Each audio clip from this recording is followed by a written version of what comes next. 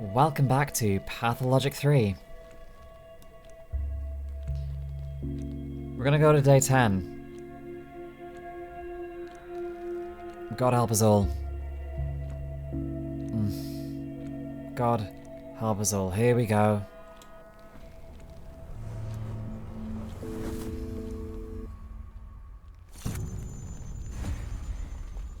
You again. So, you've chosen to lay yourself completely bare to the Inspector. Do you think he's on your side? Or is there some other reason for such candor? Who are you? You didn't say last time. The Inspector will be back at any moment. He'll ask what happened with Inquisitor Kaminsky on the 10th day. Will you tell him?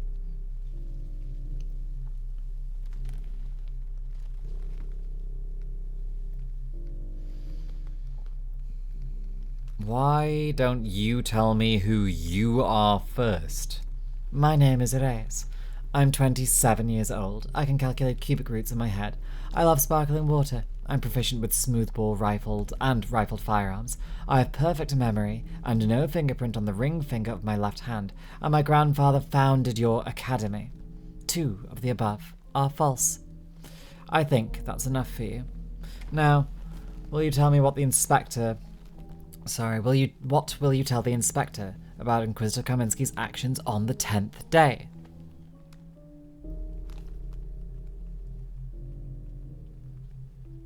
And what happened with him, pray tell? Splendid. Keep it up. I've read the reports. You're excellent at playing the forgetful simpleton. You don't know what Inquisitor Kaminsky was doing, even if you think you do. Even if it seemed like he was being candid with you.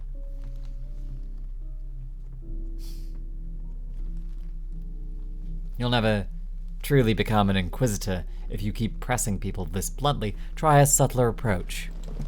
Do you have any idea how many towns like that there are in our country? Hundreds. We only have 17 Inquisitors. Trust me, the Inspector cares about the fate of Inquisitor Kaminsky proportionately to those numbers. And the more you reveal about it, the clearer your involvement will be. I have been waiting for you to shift blame to me.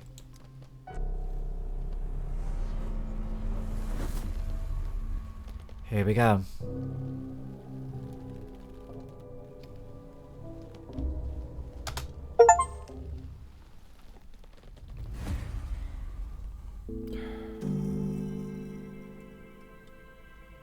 Day 10, in which the hospital is closed down.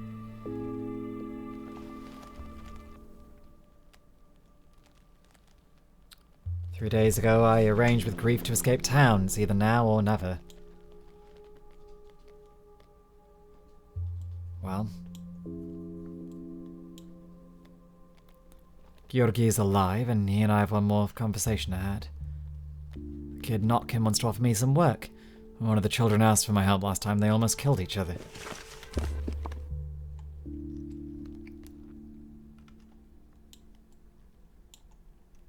Notkin offering me work.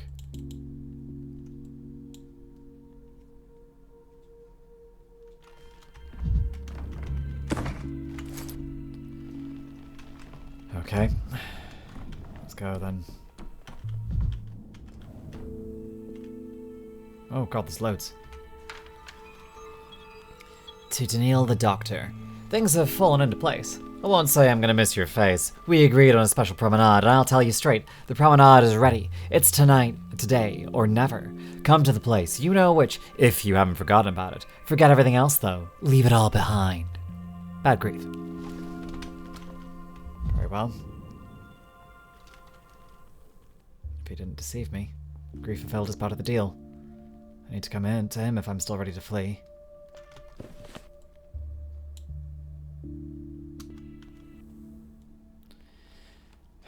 Okay. Thanks for the blood, Oinon. Don't call me anywhere today. I'm investigating here and there. I'll tell you tomorrow. Fair warning, I may not return. If I don't return, I won't tell you. Burak. So we know that as of right now, from Pathologic 2, Artemy is going to be In the termitary. No. In the abattoir. Undergoing his trials with the kin. Good luck to him. I want him to be okay.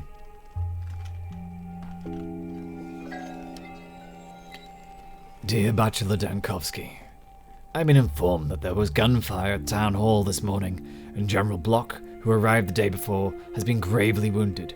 In military parlance, this could mean anything, from a light scratch to an agonizing death.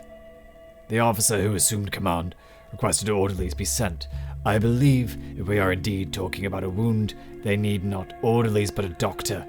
I only ask you, dear Bachelor, be careful. Take care of yourself. Respectfully yours, Kain. Okay. Not exactly looking great for us. Really not looking great for us. Oops. Really not looking great for us. Hold on. What? It seems the bull has decided to destroy the entire house. What's he done? What's he done? Where is he? Where's the bull? I need to play the piano first. I'm restoring my sanity by playing piano badly. What's the bull done? Can someone tell me what the bull...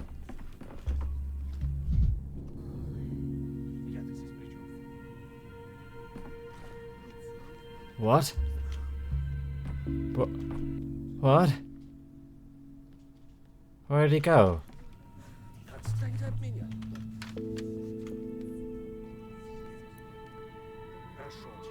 What? Correlates with the animism of traditional peoples and the natural perception of the non-living as the living. However, even in the educated part of the population, they are convinced that Kain is capable of working miracles, such as resurrecting the dead, animating dolls, and instilling in people a certain fever that drives them. Sacred filth is not the same as physiological filth. Waste from the water tower must not be buried in the steppe. Worms, ordinary, annihilate worms, will devour it. Worms, ordinary, annihilate worms, not our town's worms, will devour it and spread it in all directions. This filth is remarkably tenacious. Sometimes I stand over the tanks of the disturbingly brown liquid. Underestimates me. I would never... An animated bottle of query. The shape is characteristic and recognizable, elongated neck. The bottle walked in on little hooves and sang to me. I need to talk to Kain about this. I hate you. Why can't you be like the wonderful Stomatins? Why do our creations always require sacrifice? I would kill you if that... What? There was a bull here, now there's a paper bull. Tracks lead here. I've never been here before. What is this place? A woman lived here? She had strange projects? This is a strange place. Seems the bull isn't here. If only I could take the bull. If I could picture how to fold it. Hey, you can't sneak up at people like that.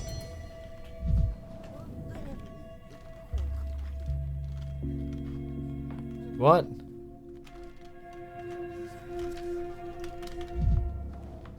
What?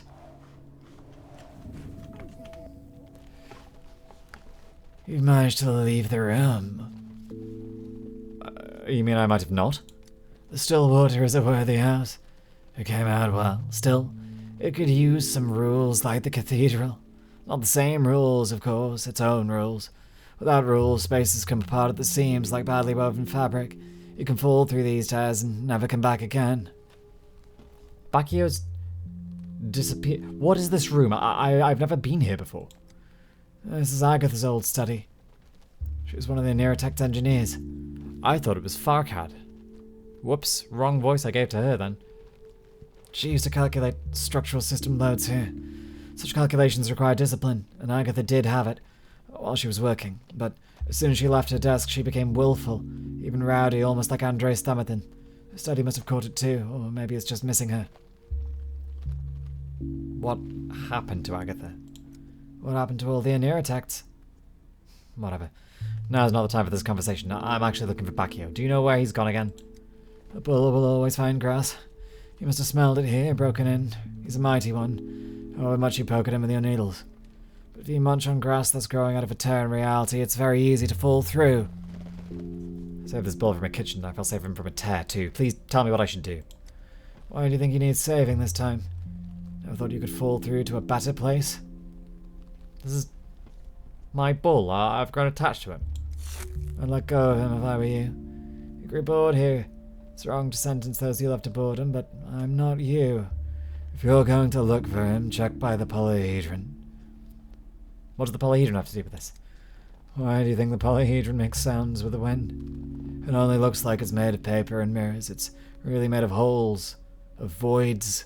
And through these voids, the wind of time blows, howling. All roads lead to the eternal city. All tears lead to the polyhedron. I'll remember that.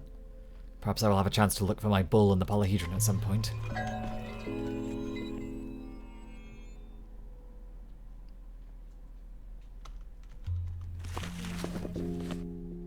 What?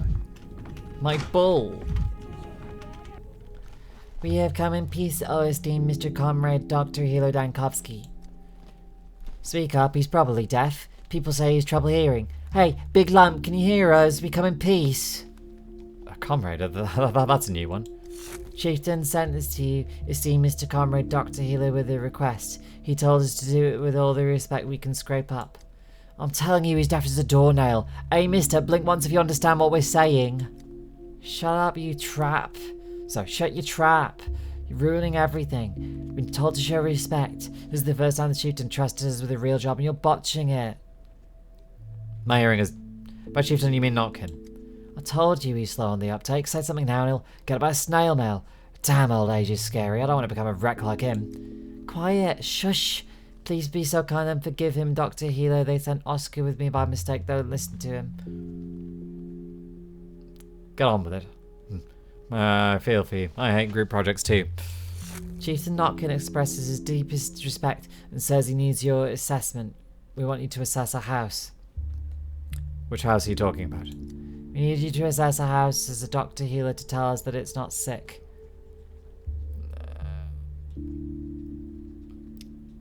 Is this another puzzle, like with the dog on day 2? Who are you keeping caged this time?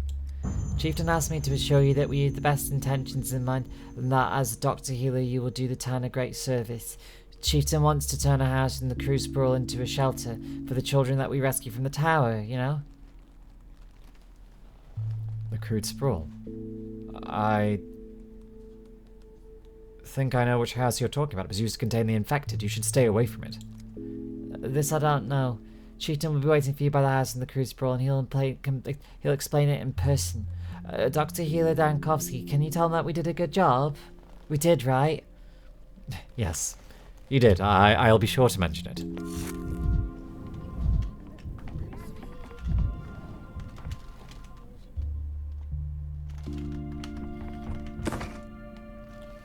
Okay.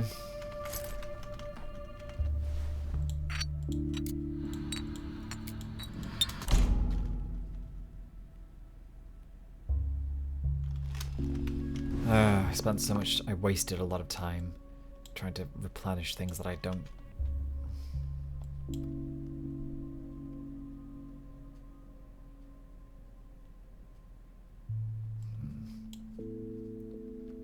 Alexander Block is killed. Well, we evidently didn't come in time to save Block, but fine. Don't think there is a way to save him, so right now. So that's okay, we'll just deal with it. Это не дом, а обсерватория. Никто не согласился здесь жить. А по-моему, уютно. Sometimes I try to picture how this all ends, and yet I can't accept that there is only one ending. So many possibilities, and yet all of them have to pass through the eye of a needle. Feels such like such a meager thought now, somehow. I think one way or the other it all runs up against the fate of the polyhedron. You can feel the world flicker, can't you? How sometimes you can walk both sides of a street at once. I think it should be the same with great decisions. Then what gives them value? What gives them weight if everything can just be redone? Can you dance? A little. I have an unexpected question. I've done it on occasion. They say Simon danced splendidly in his youth. A dance isn't just the body's grace, it's the mind's grace. And you still haven't learned to think like a dancer, Daniil. Because I'm not a dancer, I'm a doctor. I'm serious, you know. A dancer is light and not afraid to move in circles. What matters to him is how every figure in the whole moves, not the exact point where he stops. Like the smallest particles of matter, they are in a constant dance too. Simon. Sometimes it feels like he was made of a different matter than I am. That's not true. When you really begin to feel Simon's path, you'll know that. I feel it'll... No, I will never become a different person. Everyone should understand that. We got some amalgam over there for our trouble. Ничего, я уже придумала выход. Вот увидишь, все образуется. Daniil, wait. Do you really know about, well, death? I know much about it, but not enough. You know that to defeat your enemy, you must look him in the face, right? Lift your visor and look him straight in the eye if you're a knight. When battling death, one must be a wise strategist instead of a warrior. Death doesn't exist, Daniil. I truly do believe that. Eva, give me your hand. Did you want to talk about something? I did, but not with words. What is it? The fact that death doesn't exist.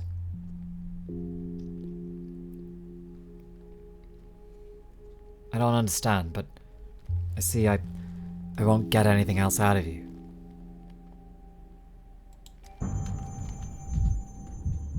That's ominous. She's going to choose to die soon, isn't she? Oh, fuck.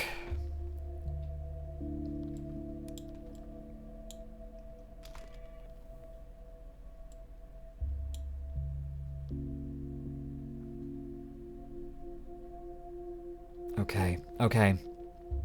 We need to come up with a strategy for today. Strategy 1. More mirrors.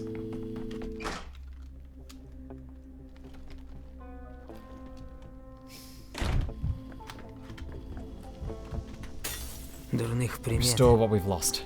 не бывает. I'm not going to make the mistake of trying to do it with euthanizing patients anymore. That's a gamble. Большой Данковский. A gamble that Стало много маленьких. rarely pays off in my favor and mostly seems to limit me. I'm no good with cards. I was a terrible gambler, always was.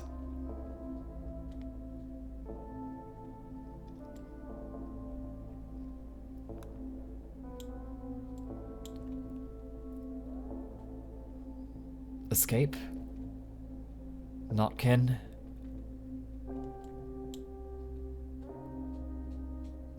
General block.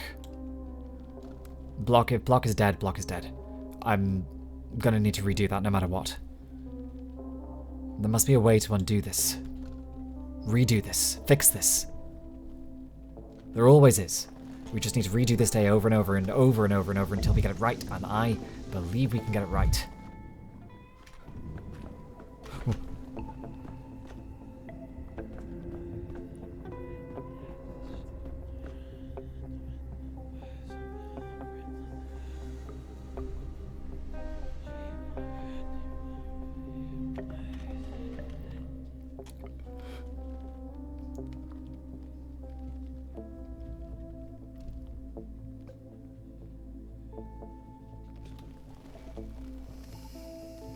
I knew it was coming. I knew it was coming, and yet still.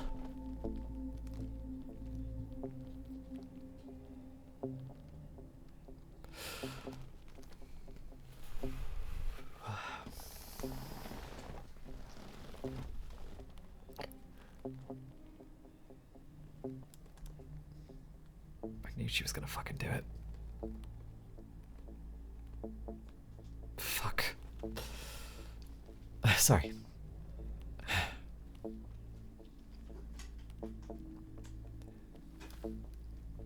They say that in that second of falling, the roof jumpers always regret they jumped. This way is for those who have no life left in them at all, or for superhumans. Poor girl. How did she die? How did this happen? Some say Eva was in love with a man who didn't notice her feelings, that she grew tired of living with no hope. Others say she wanted to give her soul to the cathedral. It was never consecrated, you know. It's just standing here, empty. Or that this was her fate. I think it just was her time. The hour has struck her chest through.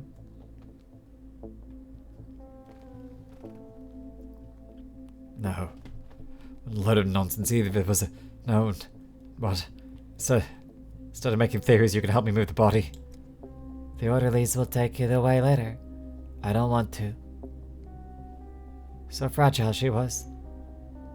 Almost transparent, but she hardly broke at all. No matter. I know how to save her. She was still alive yesterday. She will tell me what was torturing her.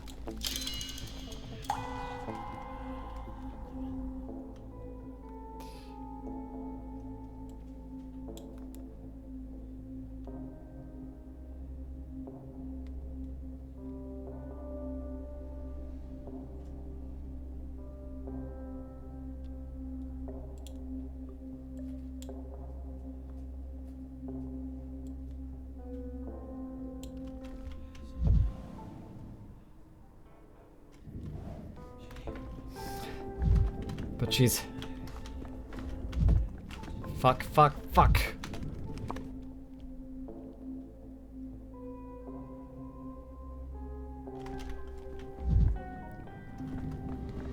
Is she still dead?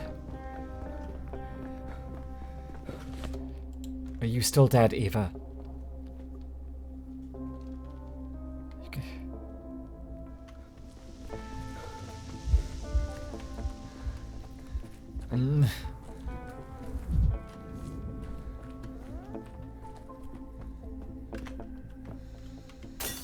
Теперь честнее.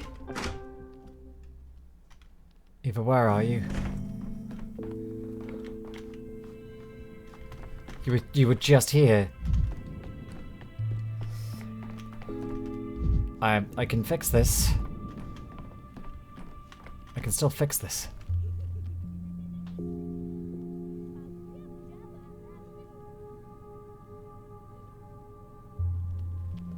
Right? Right?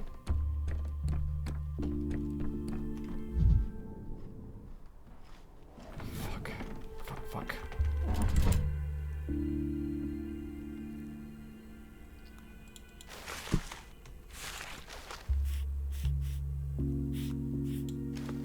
Oh shit, I accidentally clicked past control.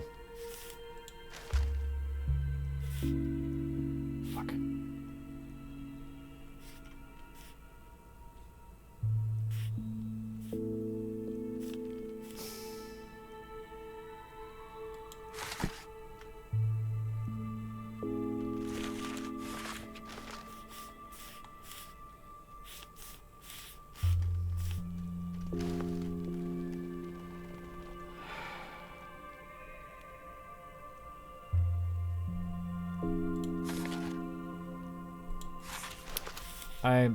I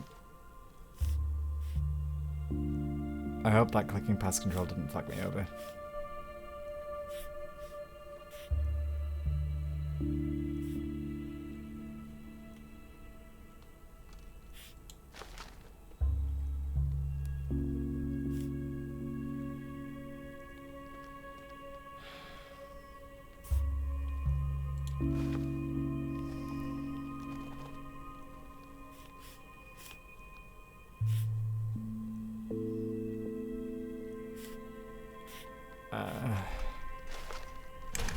not even worth doing anything.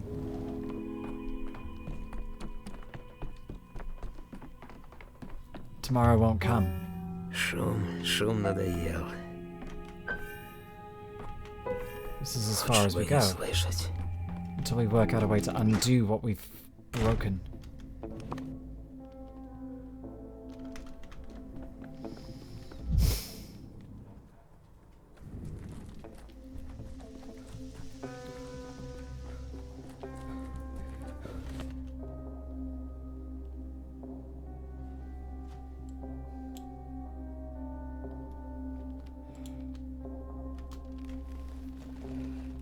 Okay. I just wasted time. That was a completely pointless waste of time, but I can't... That's hard to reckon with. That's very hard to reckon with. Eva's corpse is right there. I'm not going to use any more amalgam. We're going to leave that one shut because we might get more amalgam at the end of the day, maybe if Eva is alive. And I don't know whether she is, but we'll... I don't need that.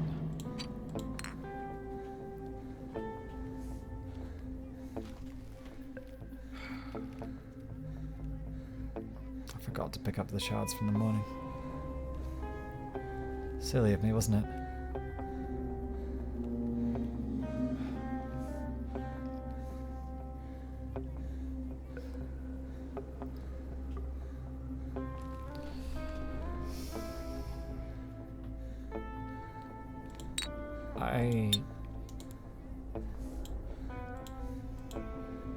I don't know what I was expecting.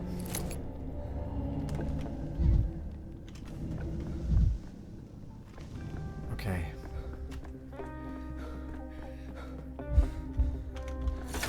Слишком у вас нервы натянуты. The bull is around the polyhedron, right? That's what they said.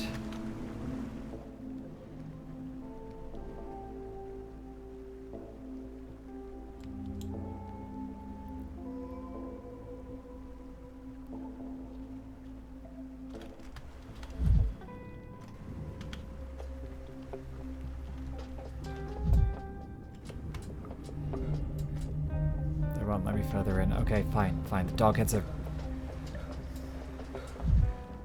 Okay, what do I do with all of this? Georgi. Let's go to Georgi. Let's begin off that, at least. I'm so... fucking sad.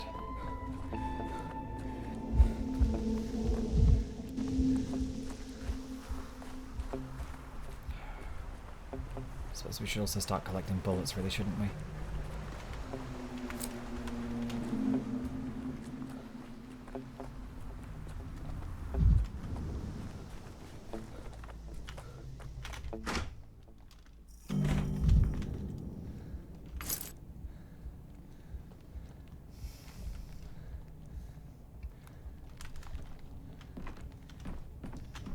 Right, we're going to leave the mirrors here. Направленная жизнь не прекращается смертью. Смерть — это итог бессмысленного пути. Good day, Bachelor. Do you believe yourself ready for today's lesson? Yes. I've been to the focus. I know what Simon did. Good. You've not forgotten, I trust, that I am, first and foremost, a judge. And today, I invite you to sit in judgment upon Simon.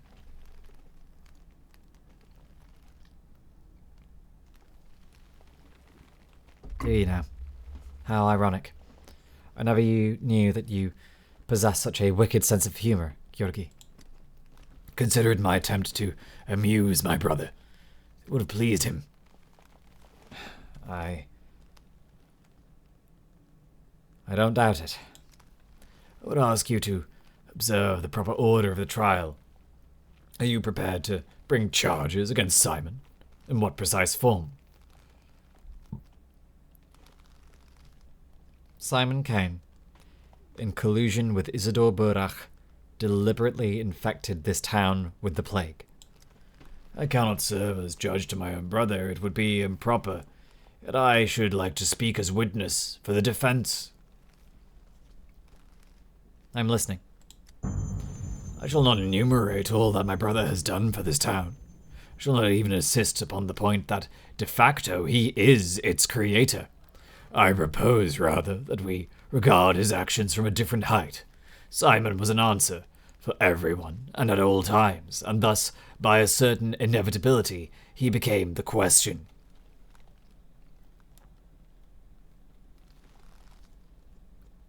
You're saying that one man who can resolve everyone's troubles is a bad thing?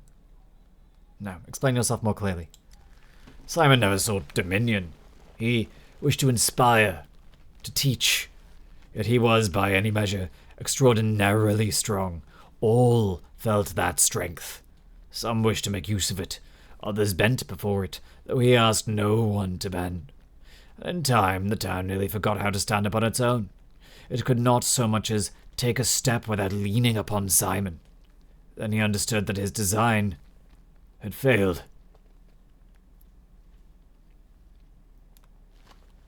So he threw everyone overboard so that they would learn to swim for themselves. So he realized he must depart, that errors demand payment. Others pay for his errors. Do you suppose that it could have been otherwise? Pardon. There we go. Very well. Let there have been no epidemic. Do you truly believe that nothing else would have risen in its place? That Kaminsky has surely presented to you his favorite theory, that reality strives to rid itself of impossible objects. Our town is impossible by design. Simon was the one who made it possible. Without Simon, the world presses us out.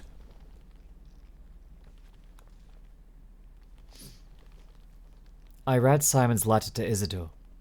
He says differently there, that he deliberately prepared a trial for the town, for the strong to survive, and the weak, well, good riddance. Imagine this. You're entirely certain that misfortune will befall your own creation once you are gone. What would you choose? An unknown calamity that you cannot name, or one whose shape you understand?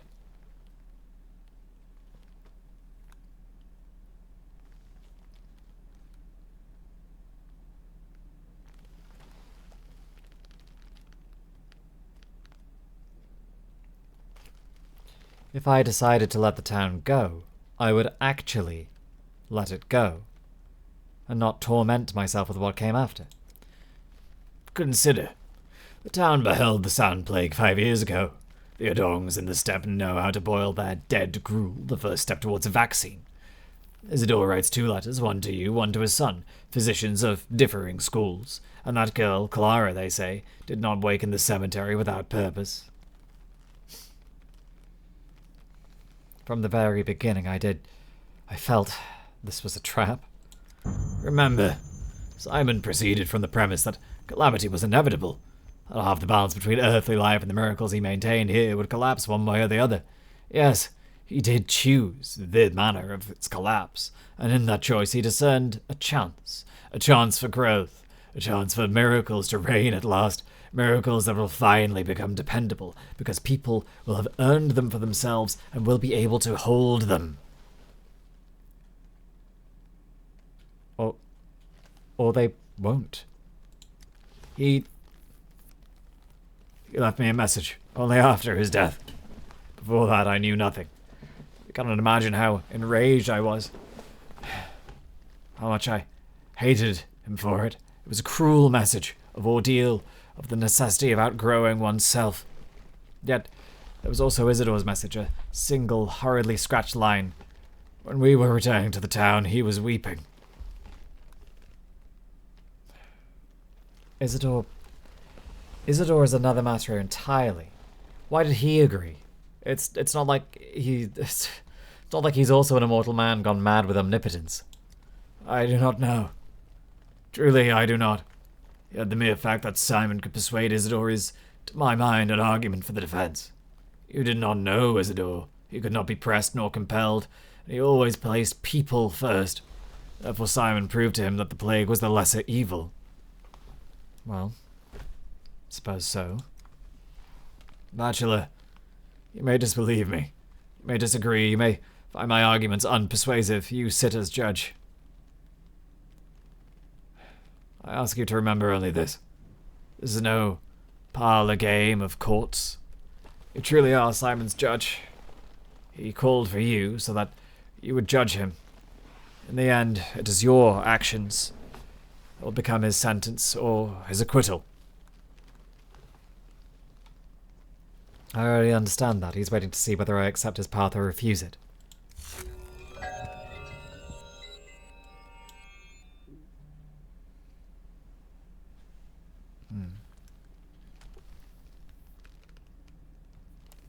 Fine.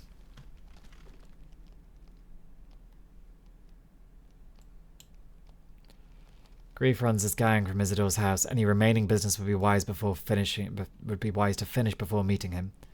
That's an escape ending, and I don't think we want that ending. But I like having the option of that ending.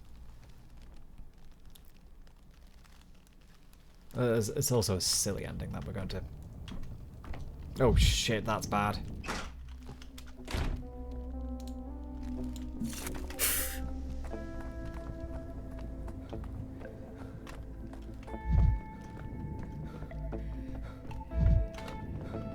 Oh.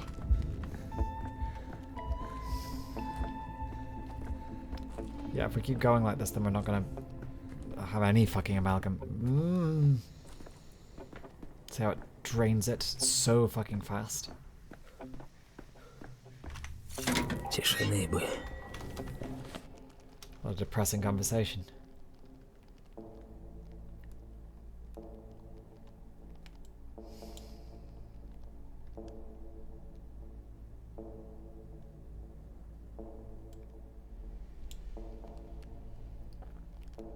Fine.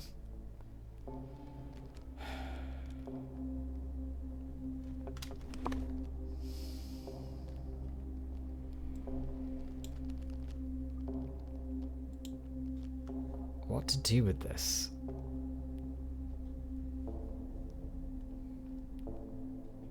I have a feeling I can't do anything with that yet. I have to come back.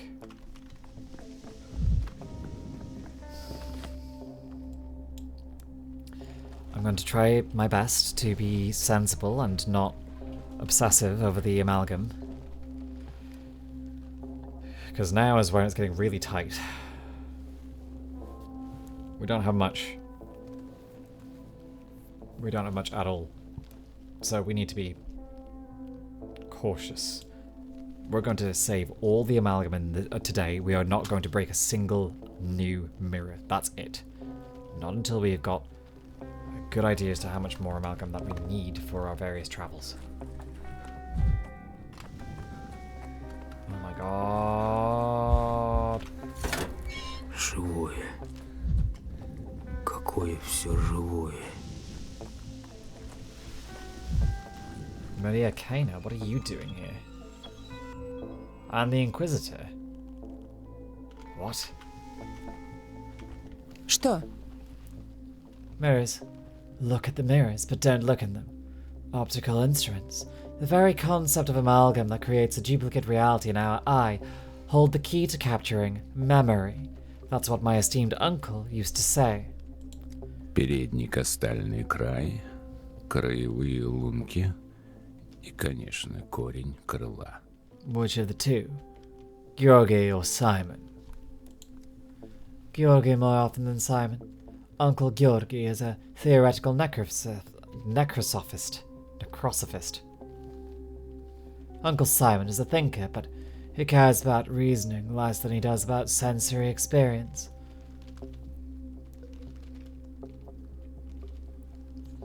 And what did Daddy Victor say about that? I believe that you were rather worried about his fate just a little while ago. And Daniil, what an unexpected meeting. Can anything be unexpected for a prophetess? I hope you don't find this joke funny. I heard it so many times I'm used to write off anyone who pretends to laugh at it. Schedules of waking up, examinations, and shipping barley into the barn are not what a gift of a mistress concerns itself with. You're being discourteous, Daniil. Lady Kain was explaining her family's experiments with the laws of optics to me. It's not nice to interrupt a woman, even worse if she's a researcher. It's just the listener that surprises me. No more than a couple of days ago, Maria swore that she would take revenge on everyone responsible for the grisly fate of her father, and today I see her arm in arm with you. How dare you? I was beside myself. I was talking nonsense. Sometimes the motherly fire in my chest is stronger than my good sense, but father's research and my family's path are larger, more important than any single fate, and our calling is to share it with those who are capable of understanding. Like Inquisitor Kaminsky.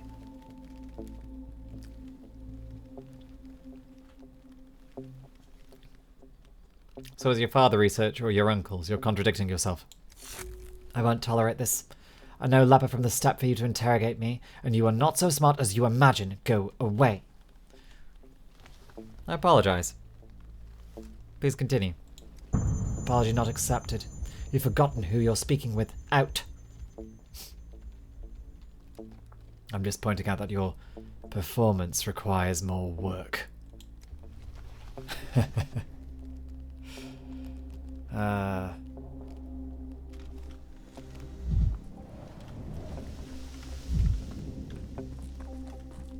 Нечего зря языками чесать.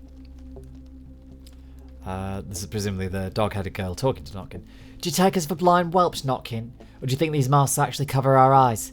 Everyone knows the house is a plague pit. Go find some other fools to come live here. It was a plague pit, that's true. But it's over now. People died and the sandpest left. Doesn't stay if there's got nothing to eat. The house is clean now, habitable. For your lot, it's the best option you have. Says who? Your cat? We're about to ask Dr. Dankovsky. I brought him here as an expert.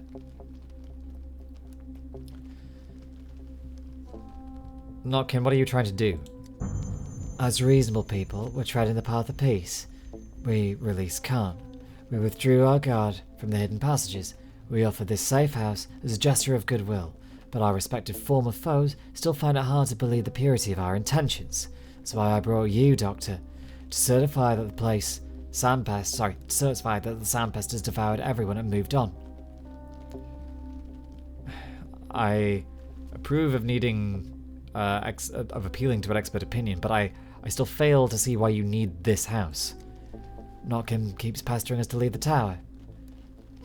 Notkin keeps pestering us to leave the tower, says that we'll have to sooner or later, that the soldiers will flush us out and we can't put up a fight, that the situation is heating up, he says. He's not wrong, but like I said, some of your pack haven't left the tower for ages. When they are forced outside, they'll be like newborn puppies smashing their noses against walls trying to walk through them. I remember I was the same once. What I mean is, they will need a safe and quiet space to adjust to reality. I found it for you. But you all act as if I'm trying to lure the dogheads into a trap. So you want me as an arbitrator? I need your authority, Doctor, to prove my point. I'm telling her the house is safe and she won't believe me. You tell her she will. Kain respects the Doctor, so we all respect him too. If the Doctor goes into the house and says it's not a death trap, we'll take his word on it. Fine, I'll examine the house. Wait here. At least I will when I'm not getting depressed.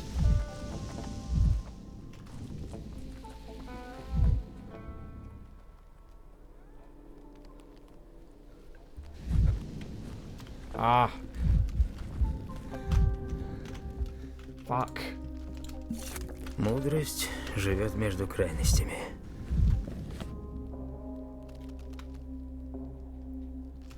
I need to go kick a bin. I'll be back in a second.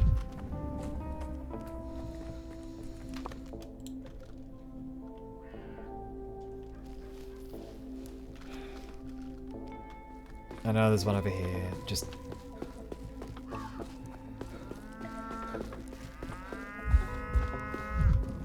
There it is. Oh, for fuck's sake. Никогда не один. Всюду вещи. Right, let's go examine this house.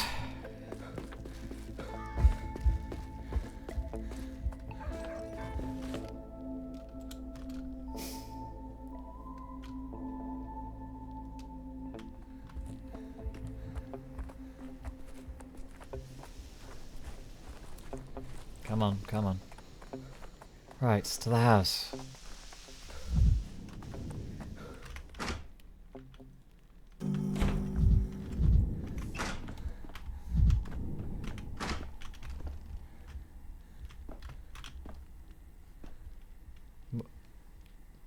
Well, I don't know what I was expecting.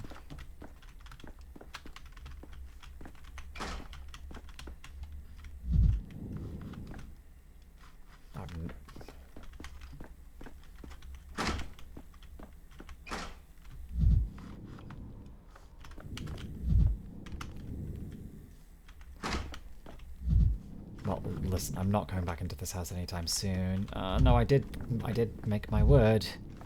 I wasn't going to be too tempted by amalgam. Dear Dr. Dankovsky, I'm glad to see you in good health in these times of trial. Too many lovely people did not live to see the morrow. Alas, they did not. Have we been introduced? My apologies, I cannot remember everyone. A rootless tumbleweed like me would never been introduced to you, Doctor, but I heard about you. You used to live in the dump. My nickname's Good Mad. One of the fellow vagrants was taken to your hospital, and well, I found a warmer place to stay the night. You been living in this house? How long? I know that this used to be an infected house.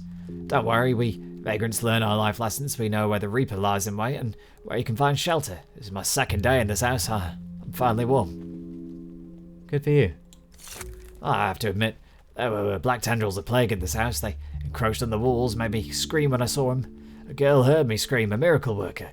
She came here and healed the walls, the house, the entire block. Maybe even me. I don't know when I last felt so strong and full of energy. Her powers never work in my presence. How do you explain that? I only hear about them from other people. What's she saying? You do not believe in this miracle worker's powers? Well, I can see where you're coming from. Science and faith are uneasy bedfellows. Right.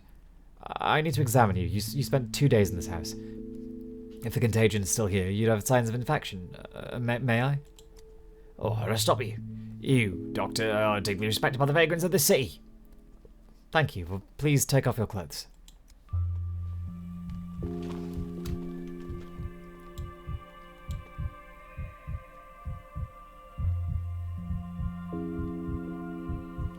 Extensive hematomas. Several months. Nothing fresh.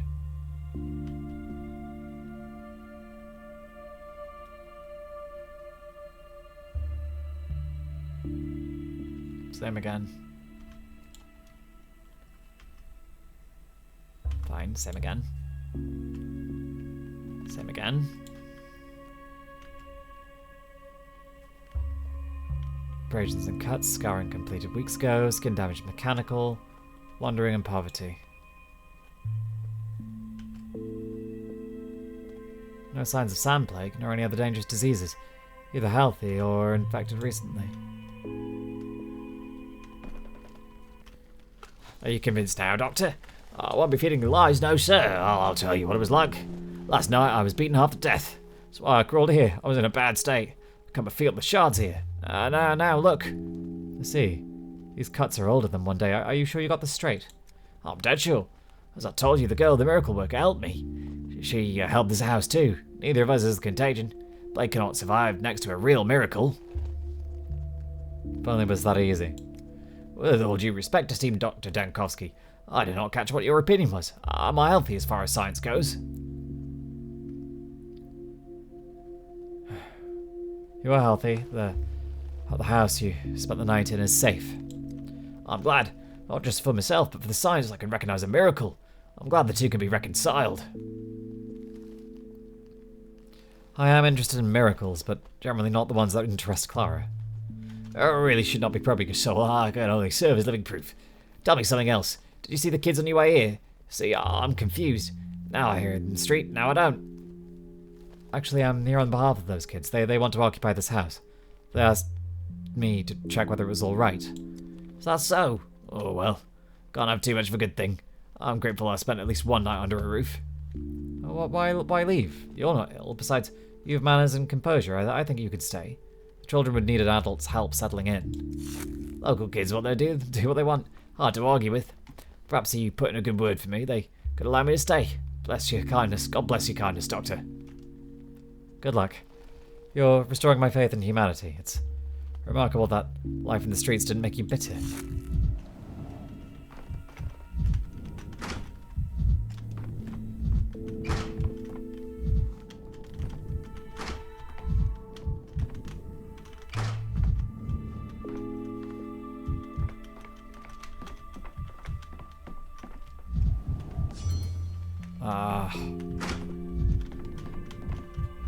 It's got potential infection.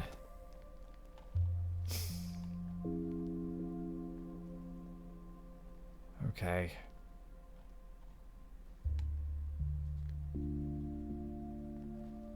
Okay.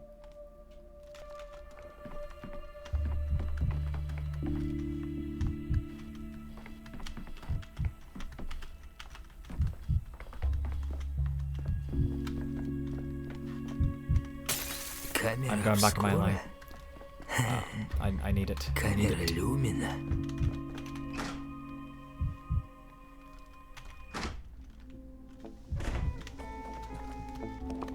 I think we should analyze this before we go and complete this quest line. So much to do. So much still to do.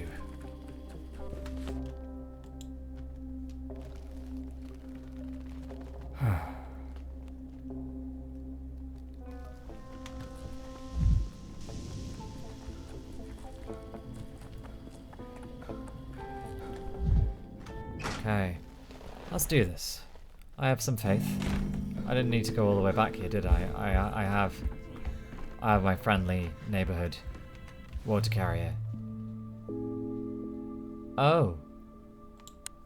Well, this first. Nothing to do with plague.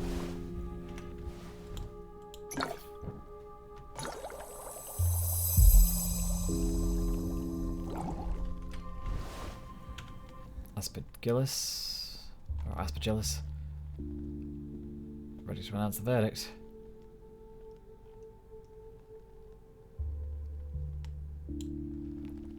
Well,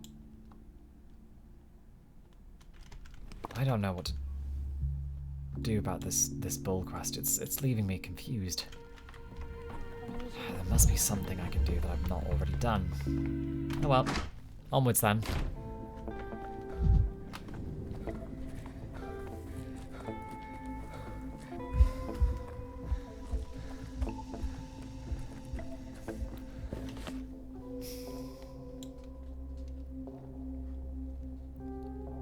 Oh, I forgot about Maria's house. Let's do that too. We've got time to do all of this. Yes, we definitely got time. We can do this. We can do this. Whoa, what's your deal? Good day, Doctor. I've orders to escort you to the cathedral. Let me guess, Kaminsky wants to see me again.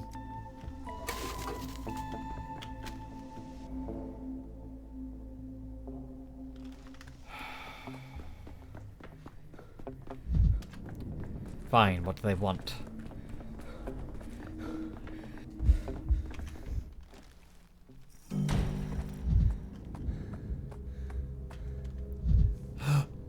Mirrors. Mirrors that I can use. Are these all usable? Are these usable? They are. That's awfully generous. What brings you here, Doctor? Trouble with decrees again?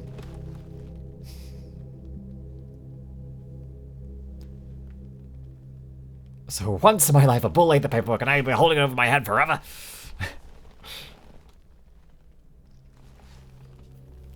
No problem. Tell me, Heron, why are there so many mirrors here?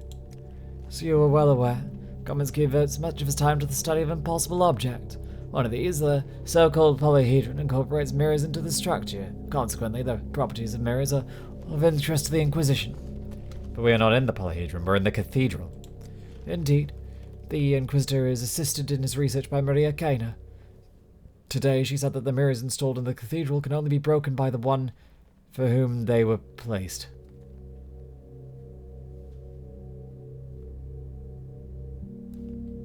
The cathedral itself decides who may shatter them and who may not. A curious phenomenon. Kaminsky immediately ordered the mirrors to be installed, yet he himself cannot break them, although their presence here is entirely the result of his own will. Yes, I know that Maria met with Kaminsky today, so she is helping him now? Strange. On a human level, Maria Kain certainly has reason to resent the Inquisition. Her father suffered grievously, but experience shows that she has risen above this. Reasonable people are guided not by feelings, but by the prospects that open before them. Oh, yes. Thanks to the mirrors, some prospects have surely opened, if only you knew what kind.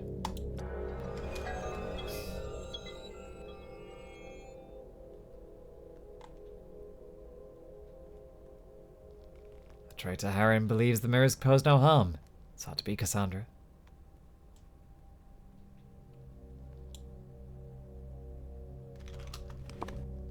Interesting. We're going to keep these in reserve. Fortuna unde aliquid fregit, casum penitus est. I have grown accustomed to our conversations, Dankovsky. You may be the most reasonable man in town. I would like to trust you. You'd like to trust me, but there's always a but. There is. Tell me, who do you work for?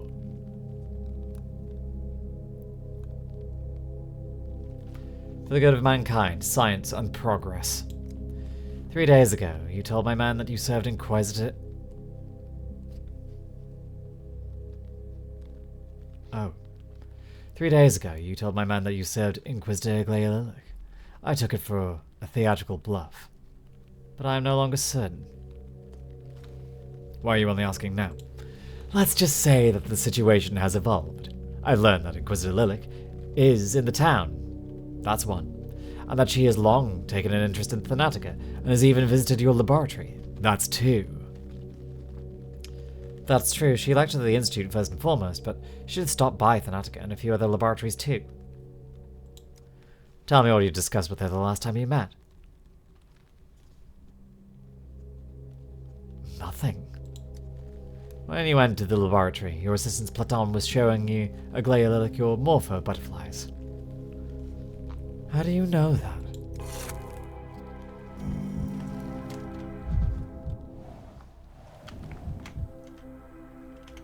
Ну, дрянные. Ну, мелкие.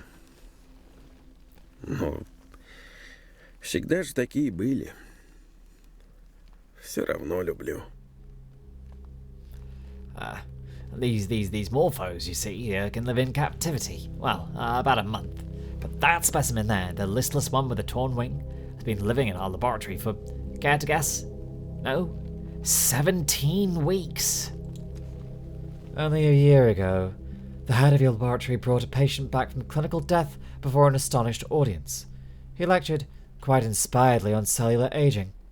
Now the limit of your ambitions is Drosophila and Morphos. You know, in some ways, the Drosophila are even more interesting than butterflies. The results they show are... where those notes go. Let me find them and read them to you. You're a remarkable optimist, Platon. It's a wonder your superior tolerates you, given his ambitions. We got along perfectly well. I may well need a full-time optimist on staff, otherwise my despair will kill even the Drosophila. I'm happy for you.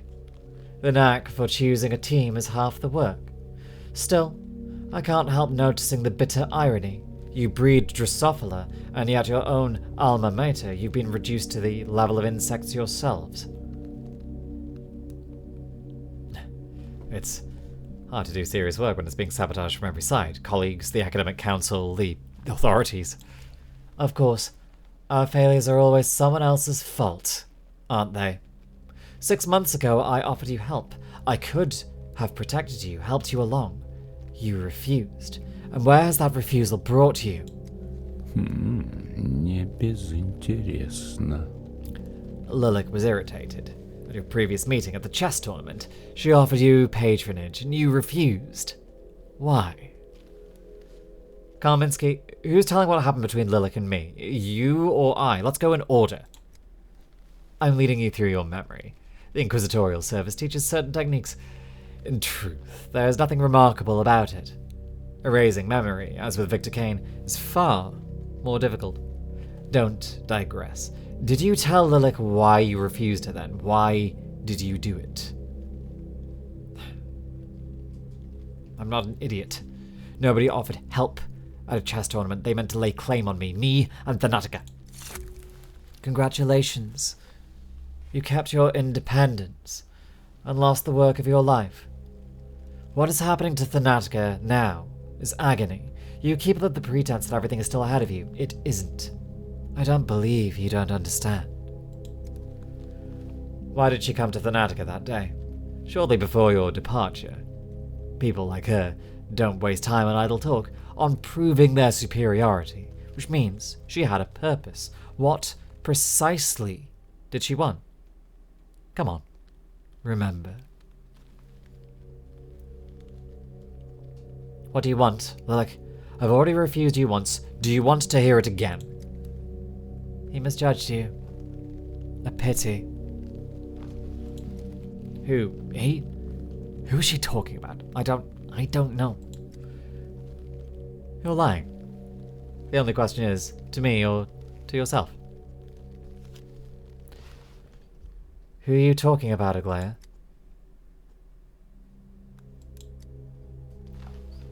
Let's assume that on the day you didn't know whom Inquisitor Lilac meant.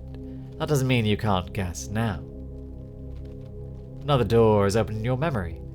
Step through it. Where does it lead? Do you see a silhouette in the doorway? No. Name him. Simon Kain.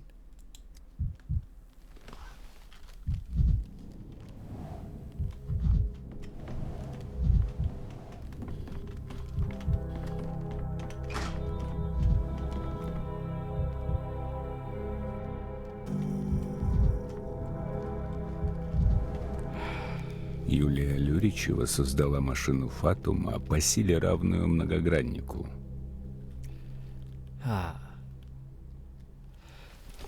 Simon Kain. The immortal Simon Kain, of course. Inquisitor Lilac is related to him. Didn't you know? That's why she took an interest in you about half a year ago. That's where all the lines of our warped fates converge. 6 months ago, I knew nothing about Simon. You didn't, but she could hardly be ignorant of him. And knowing that, she could anticipate your interest in him, and his in you. Granted, but I repeat, I don't work for Inquisitor Lilac. I turned her down half a year ago at a chess tournament, and in Thanatica shortly before my departure. She didn't offer me anything at all. You have much in common with Lilac, Dankovsky. Her career is hanging by a thread as well. She has reason to clutch at any straw. In the capital, a noose awaits her. And in her downfall, Lilac blames me. Not without cause.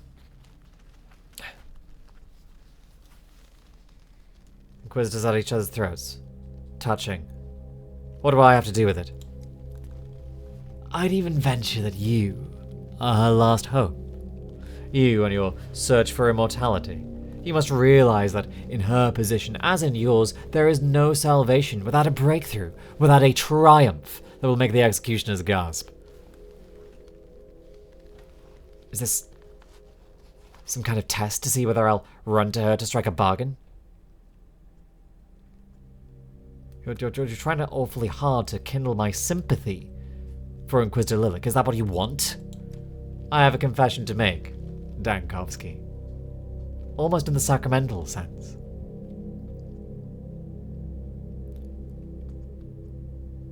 No, this has to be a test. I can't see any other explanation. The street in the atrium designed by Yulia Lyricheva does precisely what they say. It identifies one's subjectively worst possible future, shapes a nightmare tailored to the walker. I tested it. On myself. Why? Why do chemists poison themselves? Why do engineers climb into unproven machines? Sometimes the only way forward is to wager your own fate. I'm interested in impossible things, and whether they can be bent to serve the law. I took the risk. I thought the Inquisition preferred to let others do its dirty work. I didn't walk the street to the end, I only set foot on it. Inquisitors are trained to govern attention, others, and more importantly their own. That led me to break the nightmare before it fully closed around me. Still, I saw enough.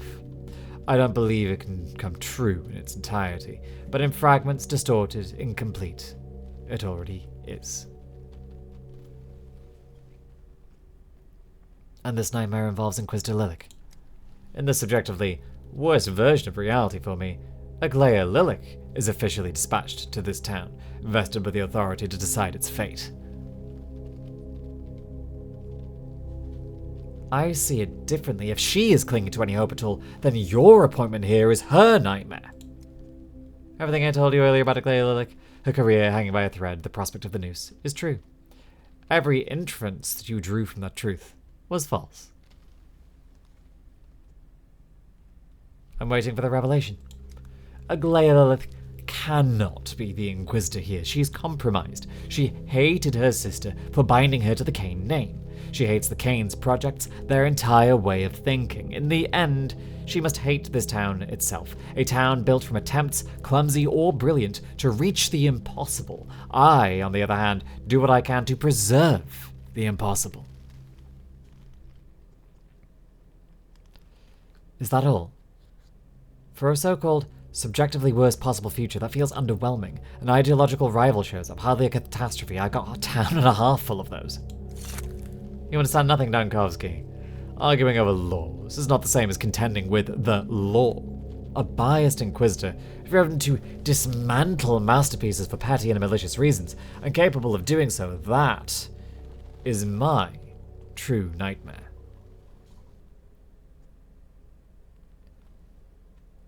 That's the first thing that you've said, Kaminsky, that has ever made me sympathize with you. Are you a utopian after all?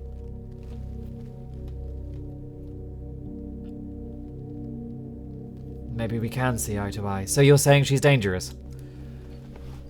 Understand me, Dankovsky. I subjected myself to that street, and I tell you this. It's a masterpiece. A terrible one, but a masterpiece. A perfect machine for grinding destinies made flawless by its own flaw. Aglaia Lilac will never speak of it that way. When she comes to recruit you, remember that. You think that she will? So far she hasn't reached out. After the experiment, I made inquiries. A woman matching Lilac's description arrived on the same train as you. Looking back, I can trace her presence through the town. 2 days ago, she gained access to the archives of the first outbreak. She's preparing something. Slowly, methodically. And that is my fault. Because you walked the street? I didn't walk it to the end. My possible futures began to narrow, but they never collapsed into a single catastrophe. If they had, matters would be far worse. Still, I am certain of this. I am the one who drew here a person destined to hate every stone in this town. I'm not asking you to help me undo it. I'm only asking you not to yield to the worst version of reality.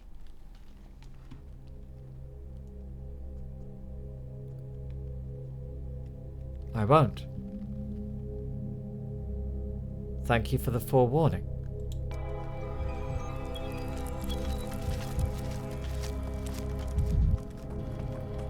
What?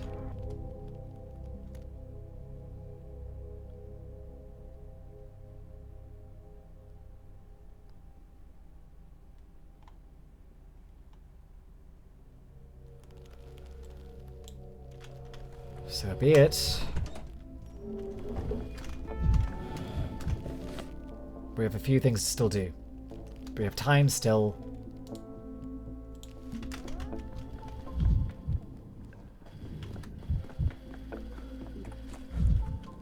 Mirror, keep it on the wall. I have no time for this fancy new positivism. Believing the world to be objective and inexplicable is the mark of a tiny mind. Anyone who's read more than one book knows that being is subjective. Being and nothingness. Oh no.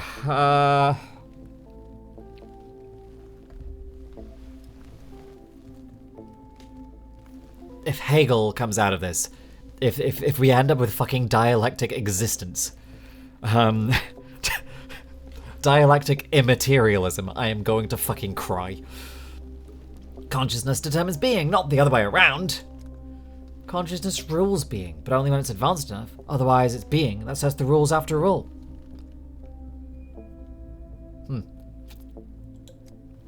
There's no contradiction there. In a certain sense, a consciousness that's yet to transcend itself determines being to an even greater degree, since, out of an infinity of reality's versions, it only has access to one, the simplest and cruelest version of all. You haven't been to the capital in a while, and it shows. Students over there would make short work of you. Gone are the timid ones debating being and consciousness in libraries. What's on vogue these days is throwing bombs at the carriages of the powerful.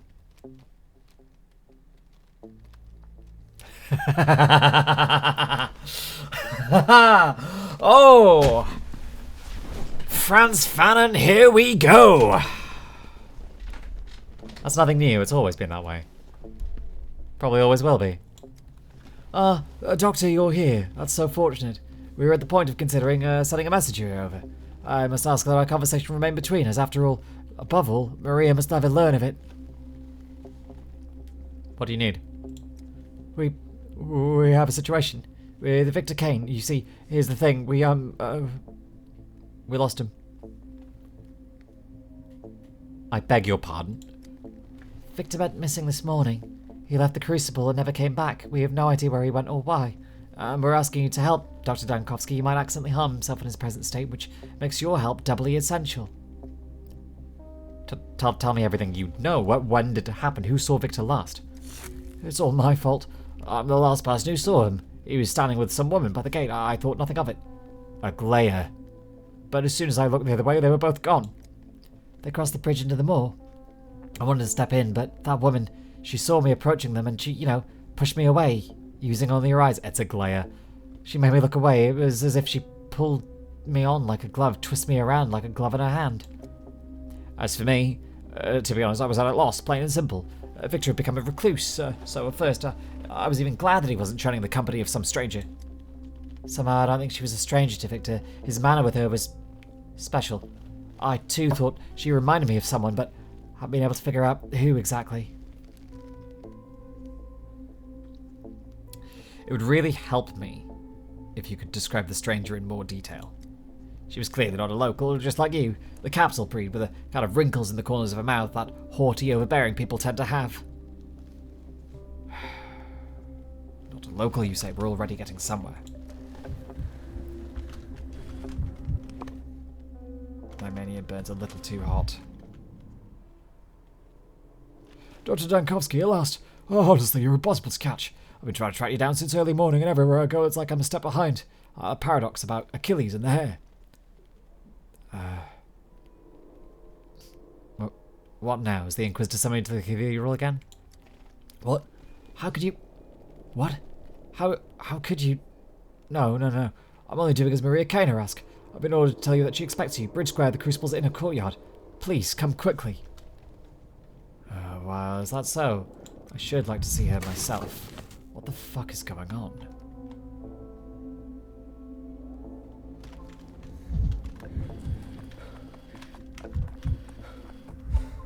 I would like to not be burning so much mania, but...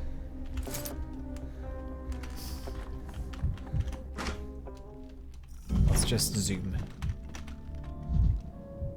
What happened here? What's missing?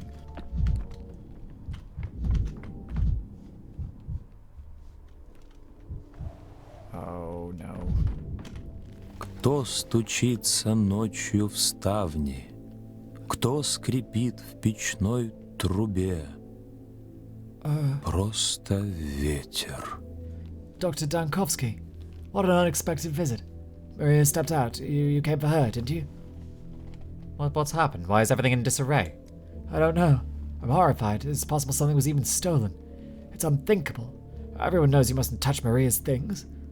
Once she laid a blight on a man and touched her comb, and the next morning his hair fell out. If everyone knows that Maria can curse people, why would anyone break in? Is something missing? What? No. What? Is something missing? What could have been they've been looking for in Maria's wing? We don't know. No one dares touch her things. No one knows what's inside her little cabinets. The robber could have been an admirer. Perhaps wanted to take some tiny thing to be close to her. I can understand it. Sometimes it's very hard to resist temptation. I saw Maria with Kaminsky. They were strolling as if they were warm friends. That strikes me as strange. We too are, how to put it, quite unsettled by the news. My own relationship with my father is complicated enough, but if someone did to him what was done to Victor, I'd strangle the executioner with my own hands. Don't shout, Vlad. I can hear you perfectly well. Forgive me. I got carried away. Maria is taking her father's loss very hard, even though she's tried to distract herself. These past few days, she's been especially absorbed in everything that connects to the mistress's history. The shadow of her mother, Wild Nina, hangs over her. I can feel it. Your sister Capella is a mistress too, isn't she? She was to be a mistress, but now probably not. Father made her the main heir and handed her the Bull Enterprise. Earthly affairs are hardly compatible with a sorcerer's fate.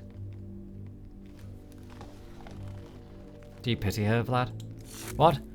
No, certainly not. I'm happy for Capella. She's earned both Father's recognition and the town's. Perhaps I'm a little sorry that she'll have to sacrifice another fate of hers, the fate of a mistress, but it can't be otherwise. I didn't know one could sacrifice the fate of a mistress. When you renounce something knowingly, it's a sacrifice. In that sense, you can sacrifice everything. Maybe. I just don't see where you draw the line on earthly matters. Maria's meeting with Kaminsky. Is that an earthly affair? Right now, grief is driving Maria to seek comfort in her own past. And in the future, too. She's looking for her mother's power within herself, at least some part of it.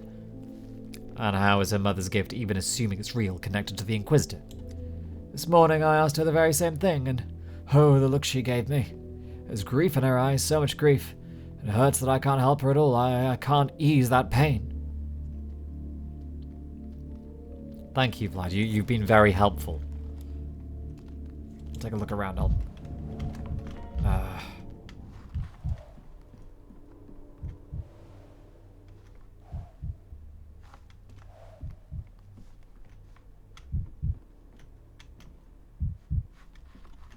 This is not ideal.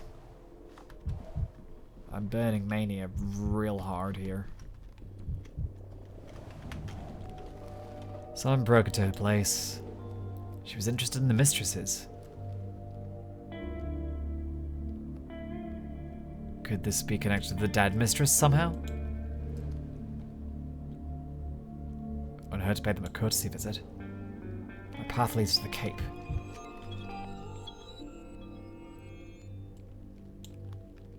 Oh dear. Okay.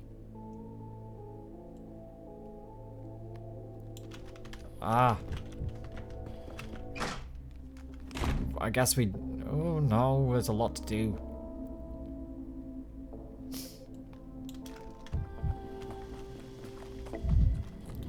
It's fine though, we can just run. I'd rather... Of the resources to burn, I'd rather not burn too many.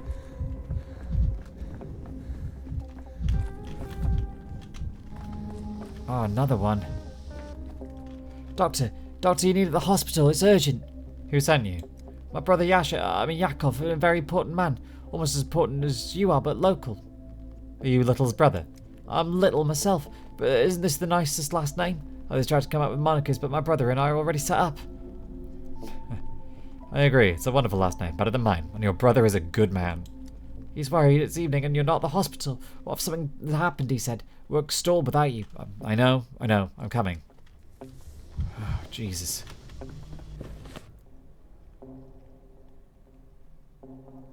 Ah!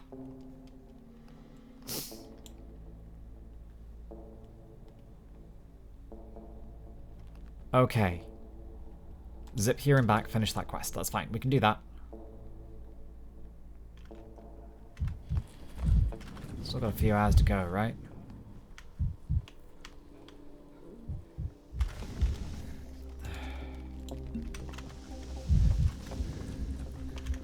Я тебе дам там. So, Doctor, you ready to certify before witnesses of the state of the house? Is it healthy or sick? We don't just want a yes or a no, we want proof. Kain says to doubt everything. Grandfather Simon taught him that, so prove it properly like an adult. I have made a conclusion, and I can substantiate it. We're listening, and willing to act on your word, whatever it may be. If you declare the house dangerous, the discussion's closed, as I promise. I examined a vagrant who'd been squatting there for 2 days. So, sound past taken him? No. He's clinically clean. I have my doubts the story of his healing. And what's your verdict? Don't be hasty. I saw a mold on the walls. The plague mold? I knew it. Nope. Common damp. It's unrelated to the sand pest, but it poses a respiratory hazard in its own right. I'm waiting for the final verdict. Look serious, everyone. This is a historical moment. Foundation peace treating with the dog heads and the soul and a halves.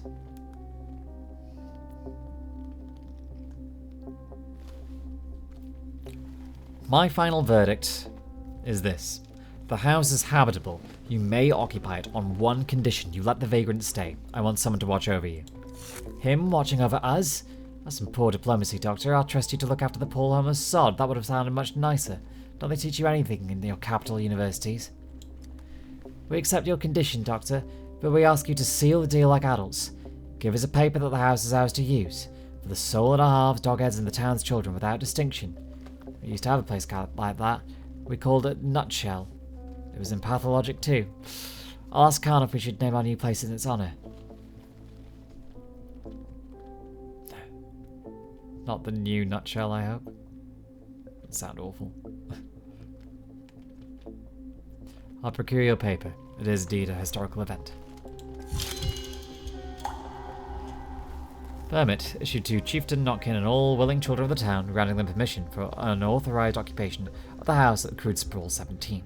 After a thorough inspection, the house was found free of sound pest. In the house, it is permitted to play, run, jump, have fun, and keep animal halves. It is forbidden to be mean, tattle, hurt animal halves, or prevent any child from visiting the house, be they soul and a halves, dogheads, termites, young step dwellers, or undecided children. Henceforth, the house is named the New Nutshell. Signed by Daniil Dankovsky. What?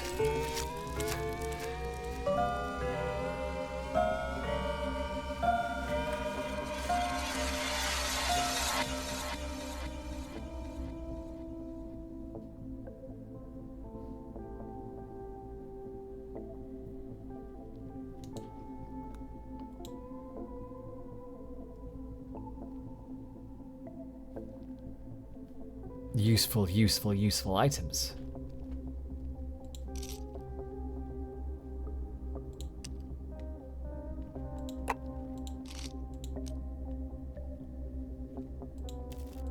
I don't mind if I lose those things. They are much more easily replaced. Very well. To the town hospital, I guess.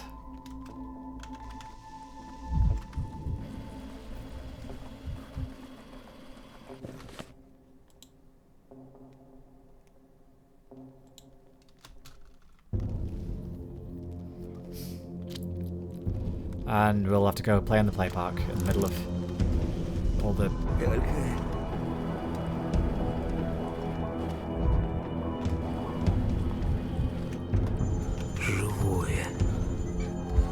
There we go, there we go.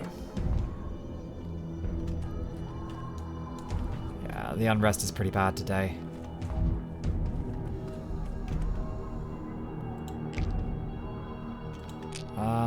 No. We'll leave that be, we'll pick it up tomorrow, because we're going to need to pick up a lot of things. Including approximately a metric shit ton of bullets.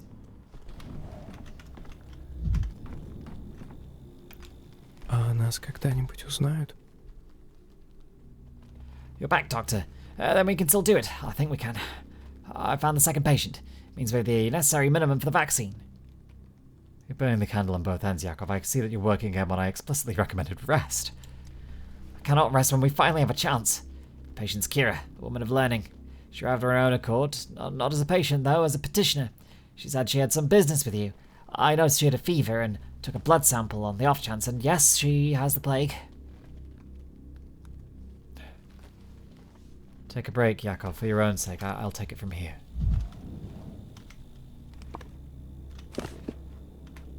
Отоспимся в могиле. Oh, I may have accidentally sequence broke. Doctor, today we have...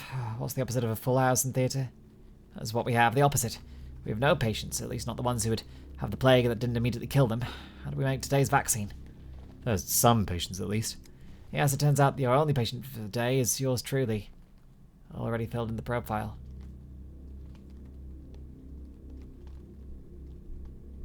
Yakov. How did you manage to contract the plague, Yakov?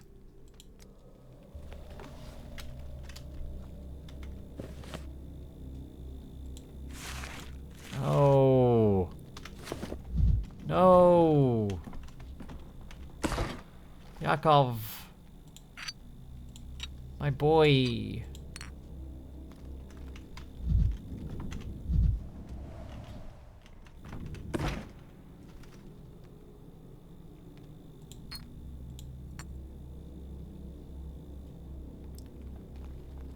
My boy. Знаки ходят за Марией, как железки за магнитом. Жутковато это. That's actually heartbreaking. No. Yakov, no.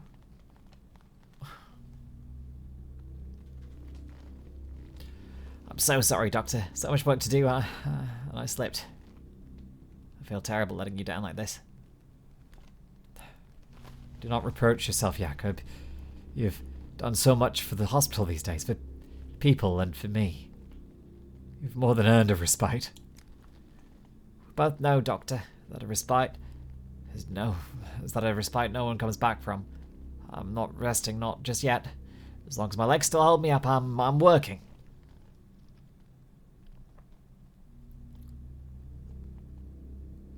Look at what you're doing to yourself. This is why you fell ill. You've never allowed yourself a moment of rest. What else can I do? I have no degree, I never went to the university. Hard work is the only way I can make up for my ignorance. What use am I otherwise? It doesn't matter now anyway. Are you certain that it's the plague? Did the test confirm it? Of course.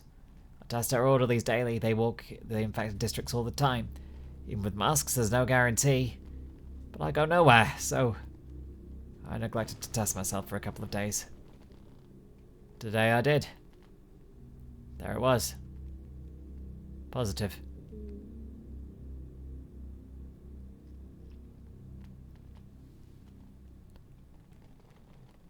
COVID was like this.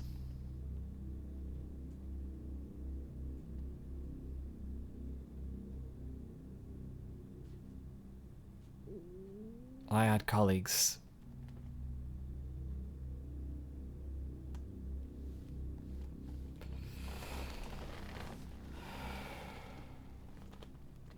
What about safety precautions? You assume an intercurrent condition renders you non-infectious? It's been quite some time since the test, and I still haven't seen any ulcers. You taught me the maths of it yourself. 3 hours with no ulcers mean a second diagnosis is in place. My blood could be used to make a vaccine. Nothing has changed, really. I'm just on the wrong side of the screen now.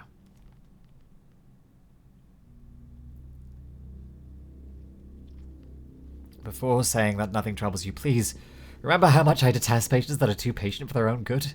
For once in your life, Yakov, I'm asking you to complain. It's for a good cause. Slight shortness of breath. Noted it in my chart, just in case.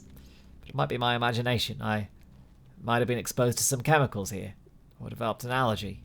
I mean, I'm here around the clock. I sleep here too. It's no use going all the way home for 2 hours of sleep.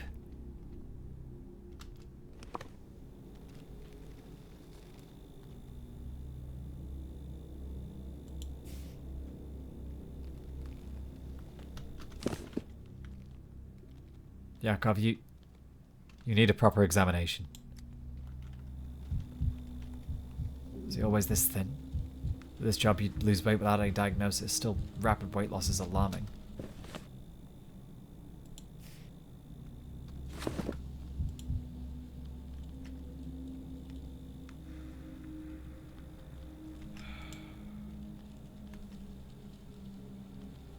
Some kind of skin symptoms just starting to manifest, but it's easy to make a mistake at such an early stage.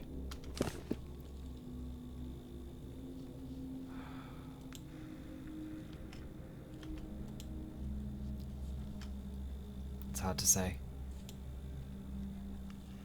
Yakov, you're not giving me a lot to go on.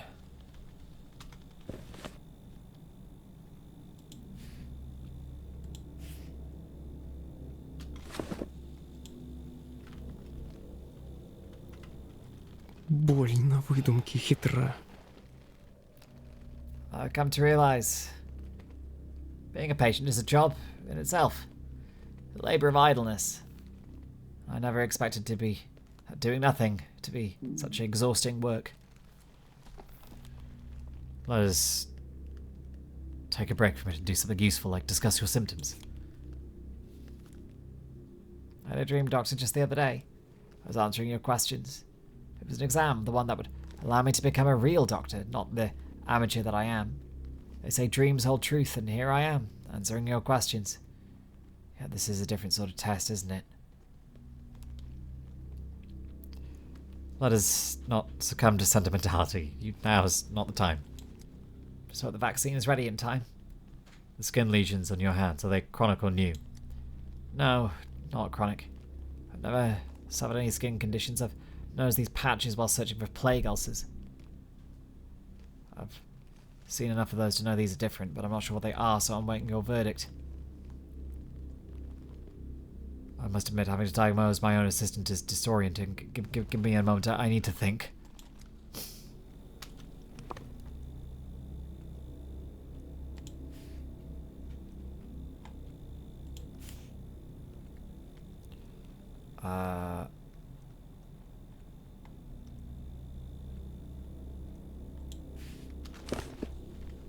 А нас когда-нибудь узнают?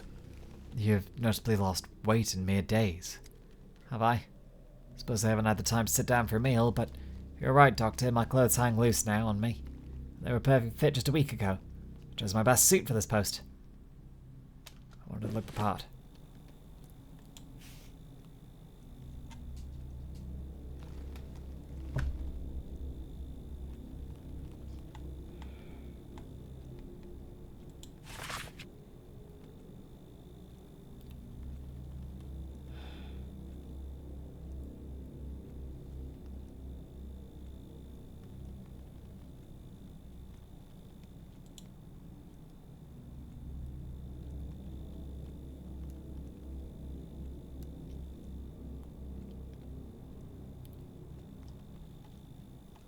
This actually is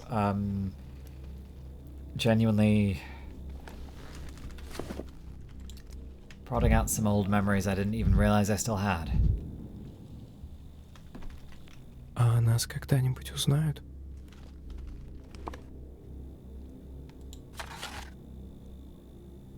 If we check the throat and it is there.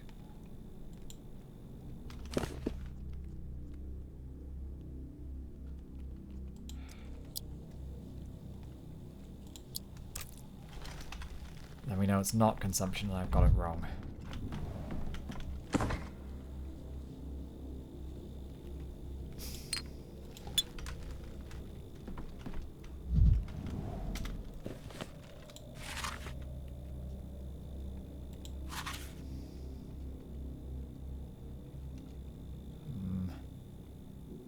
This doesn't feel right.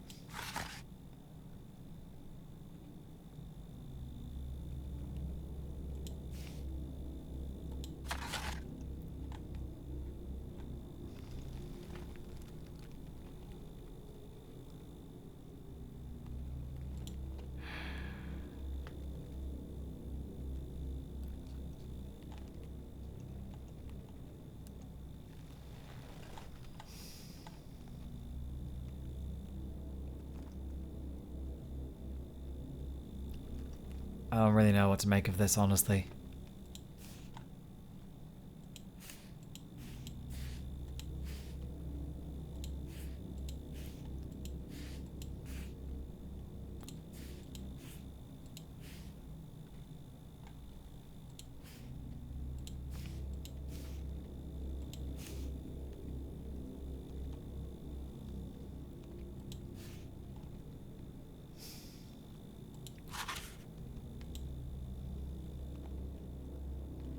I really don't know what to make of it.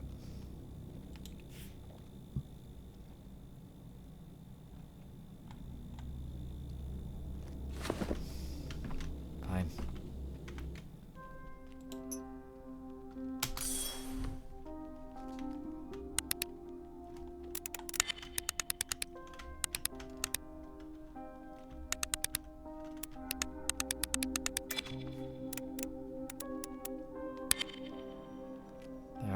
Something there.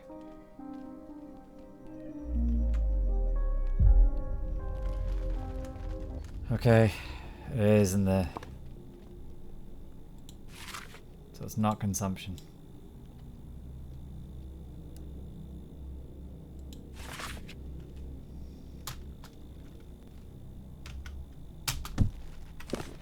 I don't feel good about this. I always prefer the logical approach. No emotions, no bias, nothing but analysis and hypotheses which are proved or disproved. Do you agree? It's not every day I meet a patient who sees eye to eye with me. I have to admit I didn't expect to become a patient. I've just been diagnosed with sandpest thanks to your assistant. It's all so sudden. I had a somewhat different issue in mind when I walked into your hospital.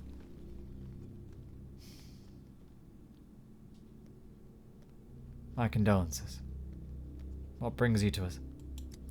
I'm a teacher in a private house. My employer, Stachowiak, provides room and board. I arrived 6 months ago. A town that didn't have a school piqued my curiosity. I admit I'm a stranger. I'm likely to misjudge the current events. Trust a fellow stranger. Whatever, it seems that there's something off in this town. The magnitude of trouble will exceed expectations. So, when the epidemic started, my employer was anxious, like everyone else. He checked himself and the kids for symptoms, took the necessary precautions, stocked up on medicine, and then he just relaxed for no reason. Carry on, I'm listening. All of a sudden he started saying that the plague will pass over our house. At first I thought he was just reassuring himself, but he sold all the medicine. Not because he needed the money, we're well provided for, even now. My employer's a wealthy man.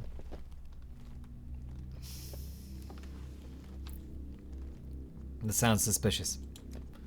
I asked him why he was so unconcerned about the plague. Well, not exactly. No point in keeping up appearances.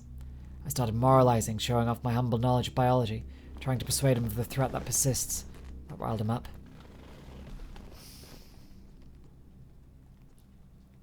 No one here listens to reason. In the heat of the moment, he said that had I not been such an arrogant know-it-all, I could have strolled through the infected quarters that very evening without fear of contagion. Stachowiak implied that he was going to teach me, but I proved to be unworthy. Were those exact words, strolled through the infected quarters? Dr. Dankovsky, take the children away from his house. I know it's in your power. I have no idea what Stachowiak is up to. I missed my chance to find out, but I'm convinced it's something dangerous. He's risking his own life at best, or at worst... At worst, he's endangering the lives of others, relying on his purported immunity. Stachowiak is a grown man, master of his own life, but the children, there are children in his house. I cannot leave it to chance. If you won't help, I'll bring it up with the military or the inquisitor. I just thought I should come to you first.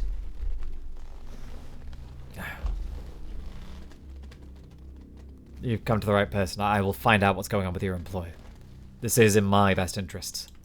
Thank you very much. I was counting on your support. In any case, I should examine you first. How long have you been feverish? Patients with intercurrent diseases, I've heard about your method. Do you think it's possible I'm not one of them? That I got the sandpest recently and will die in 5 hours like everyone else? Kira, you're my last chance. The entire towns. If you do not have an intercurrent disease, we don't have a vaccine tomorrow. Fever. What was fever under again?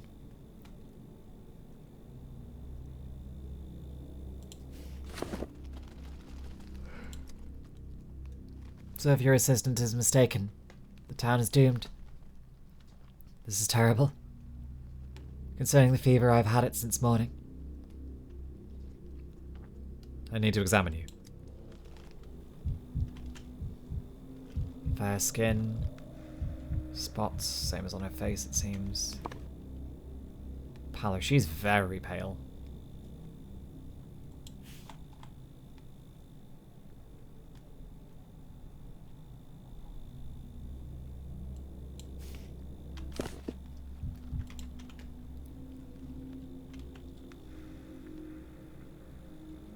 Fine.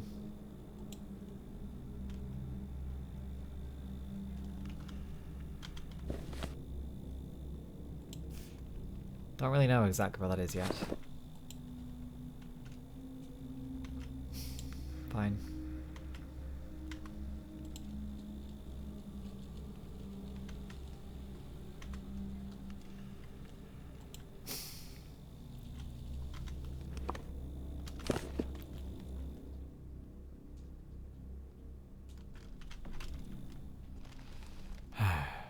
How are the children doing?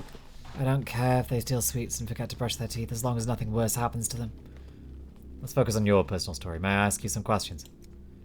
Sure, go ahead, though I wouldn't want you to waste time on me when you could be helping the children. You have a rash on your face and body. Is it itchy? When did it appear? Before the epidemic, I think. I have allergies and the local grasses blossom all at once come fall. I'm sure the pollen did it. You say you arrived 6 months ago? You're spending fall in town for the first time. You can't know for sure how your body reacts to blossoming steppe. Sure. Strictly speaking, you're right. I suspect this is an allergy, but I cannot be sure.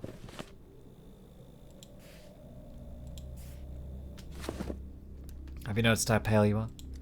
I'm from the south. Summer never came to this town, or so it seemed to me in comparison with the weather I'm used to. I didn't get any sun, although... No, I cannot tell for sure whether I look paler than normal. Normally my skin would be tanned. Do you think that's a symptom? Perhaps. It's a shame you can't be sure. I'll put a question mark next to it. Last thing I want is to mislead you, Dr. Dankovsky. I understand how important the vaccine is, so I'm trying to remain prudent in my assessments. Are you short of breath, or is this my imagination?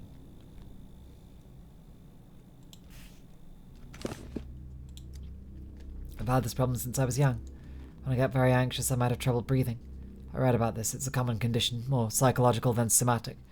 Am I wrong?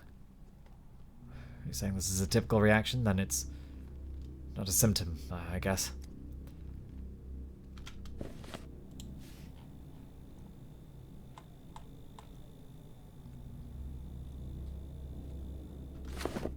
I need to collect my thoughts.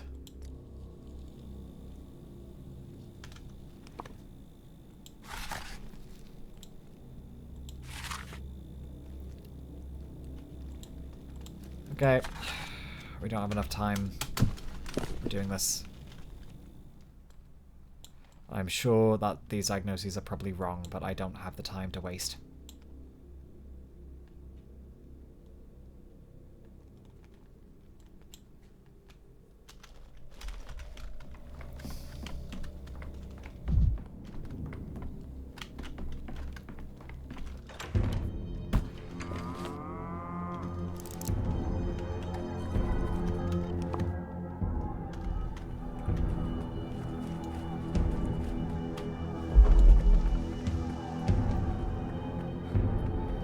Let's go, and let's try and find out.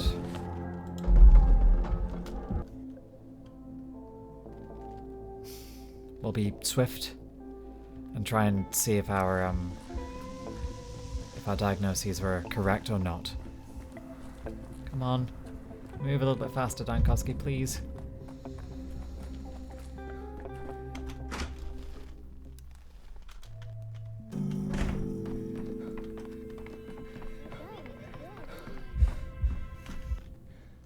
Key number 33.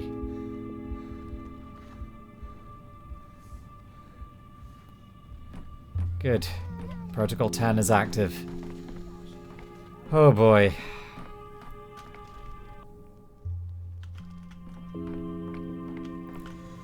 Let's end the day then.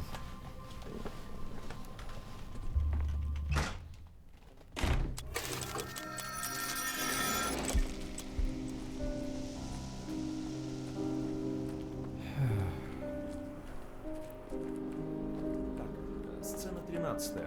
Теперь у нас грозная Нина, поэтому в темпе работаем, в темпе. Симон и Нина, быстро. Нина выходит, Симон стоит у нее на пути. С реплики «Что ты наделала, Нина?» Нет, я скажу иначе. Нина, я знаю, что ты не могла по-другому. Ты была одарена как никто.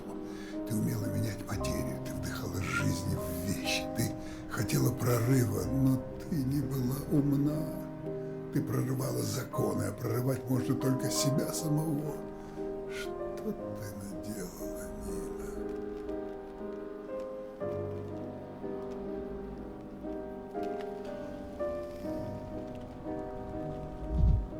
Things are really kind of heating up then. As I say, I will get a English recording of all of these, as I know most of my audience is not going to be Russian speakers.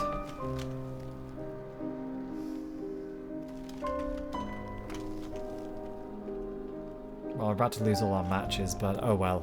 We can get more.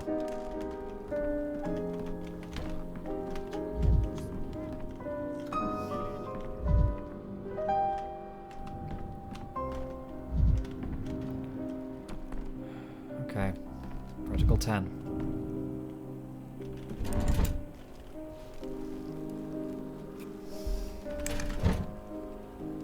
Let's redo this. We can survive day 10. We've done every other day so far. We've not got too much longer to go. We just need to redo day 10. Eva can be alive.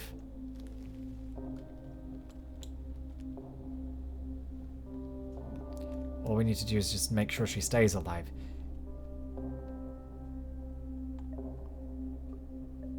We've got this.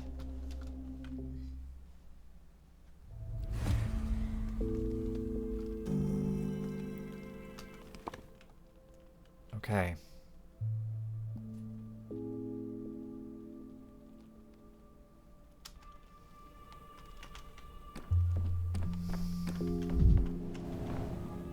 Oh.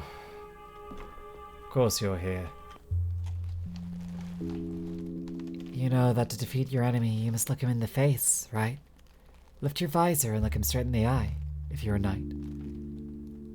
This is what Simon told Eva, and she listened. She did not doubt a single word. She's a knight, isn't she? Simon never expected her to relate to it. He was more interested in the influence of the still water. But her romantic guest, destined to take the step that transcends everything, was too hesitant. She decided to set an example. I should have done something. What is it?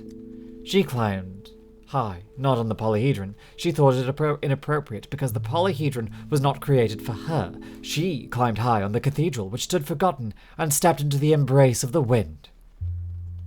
Please, no. Have you not figured out yet that she is not like everyone else? She is not a thread in the tapestry of events. She is the axis that binds them. You got so used to shuffling around cause and effect, but that does not work with her. Are you saying I cannot save her by changing events of the past? What if I said yes? What if you found out that you have no power over Eva? What would you do?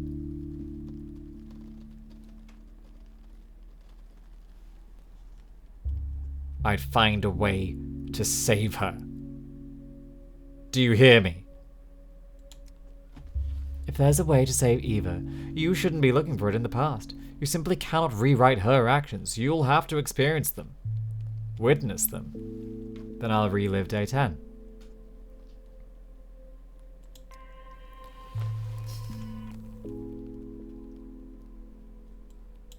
I will redo this over and over until there is a path through. We will reach a way forward. I'm not going back.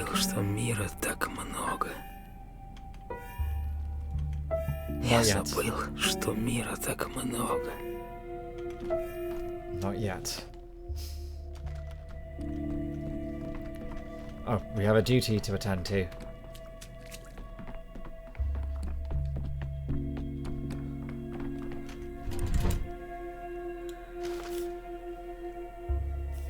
Oh, out of equipment. Fine. Protocol 10.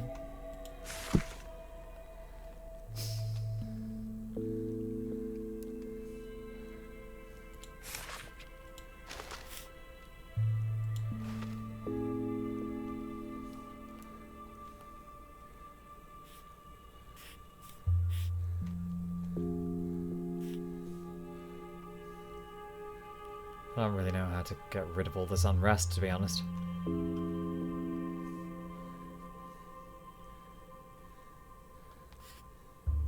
We have so much fuel.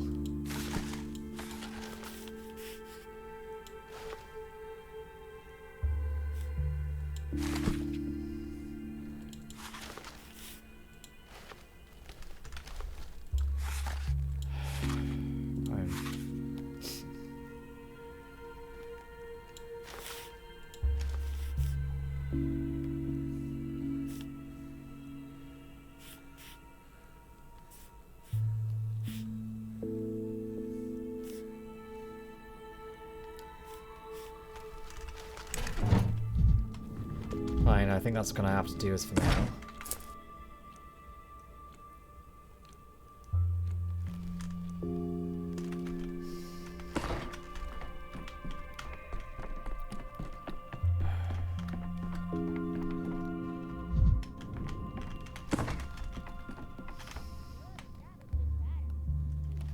Fine.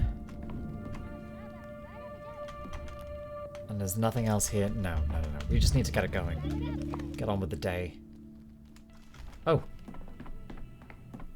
But of course, an important thing we have not yet done.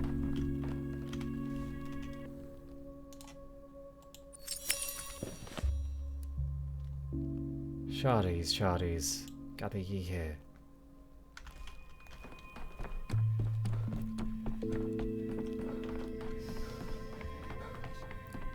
Okay, so we're gonna have to do and redo some of these other quests.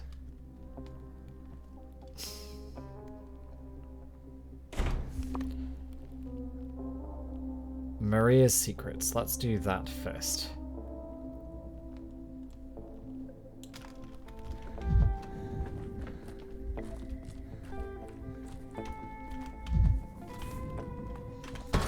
Живой. Какое все живое. Let's go.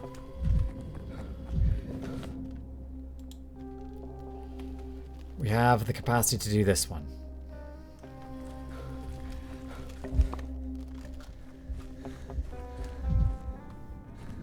Must be a mirror around here somewhere, I'm sure, as well. Should I break it? Or should I hold? I should still hold. I need to be sensible. I keep being drawn by the temptation to keep that amalgam high, but it will waste out of my heart. No. No, that's not the way.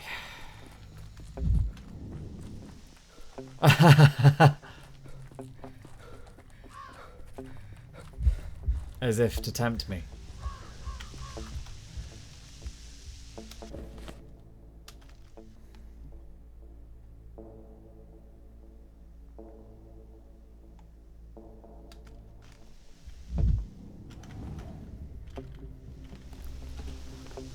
How pleasant, how joyful it is for me to realize that I no longer need your guardianship, no longer need your help, that I alone can cover with my wings this entire town, past, ruined, and future. I see so clearly what lies ahead of us that no maternal care or instruction is required of me anymore. This path, a path impassable without a wise mentor, I have walked alone and succeeded where another would stumble and fall. No longer need you, Mother. I have forgotten, like a terrible dream, all the pain you've caused me with your untimely, treacherous death. But my true dreams I do not forget, and they illuminate me, for me not a footpath, but a wide highway through the darkness of the future. All signs are clear and comprehensible, as if I had read them in a book with 3 volumes of commentary. This includes the danger that mirrors can cause to those who carelessly peer into their depths, and the crudeness of the visiting inquisitor's knowledge, and the impossibility for him to defend himself against a properly constructed optical system. See how correctly I understand every grain of knowledge that has come to me? And why you yourself did not protect the husband who loved you so ardently, and my father, whose brow was clouded by the cruelest fate, that does not interest me at all. I myself am the true, reborn Scarlet Mistress, and no... Alright. Any familiar mirrors? See a familiar face? Seen better looking corpses. Plenty of time to admire yourself yet, Dankovsky. No. Any familiar mirrors? Pompous mirror. Stood in the theater before? Wealthy patients and somebody robbed them? A heavy luxury, perhaps in the crucible? Looks like a Kain mirror. Yes, I can picture it in Maria's wing. Maria brought her mirror here. Looks like Maria's collecting mirrors, which takes on sinister overtones in the context of the notes. Maria wishes to... She writes to her mother that mirrors carry danger. But the intention is troubling. Nina, in her time, is also guided by dreams. Both of them confuse dreams and reality. The town mourns Nina, as it does every mistress, and yet breathes a sigh of relief after her passing. Thief's trial ends here.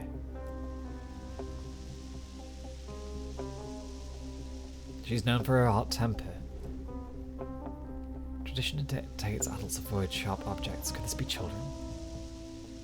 Razor wielders, lost souls, don't fear politicians. The hooks look like Clara's hooks. Clara is the future mistress, and she's not afraid of Maria. And she broke into the crucible, was rummaging through Maria's belongings, and effectively led me to the mirrors. So in the end, she seemed to help me. Can't forget that she's in jail today. She says she has a twin sister. Any lock will open to her. They say that only lies come from her lips. Twin sister, though. In any case, she and Maria will sort it out between themselves. Seems Clara has nothing to do. Let me sum up. Maria considers mirrors dangerous for the Inquisitor. She thirsts for revenge and she's dangerous. Okay, fine. The Inquisitor isn't afraid of danger. The Inquisitor is curious what happens next.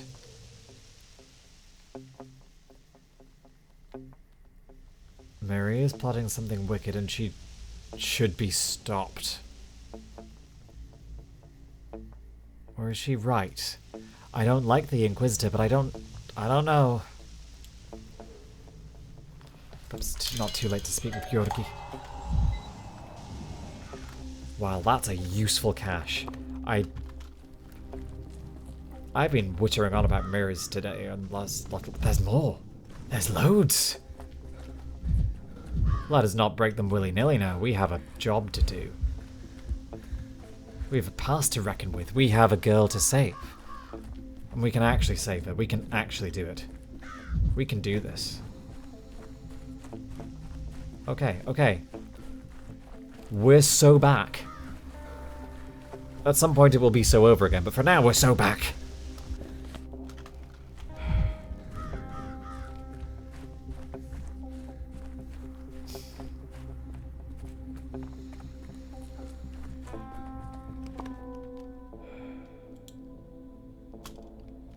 Will the judge be able to reason with his daughter?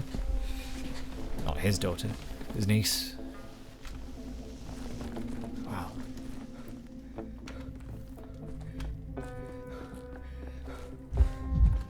Okay, we need to go and spark this quest off again.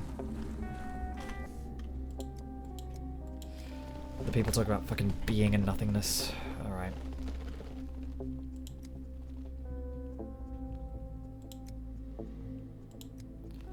Fine.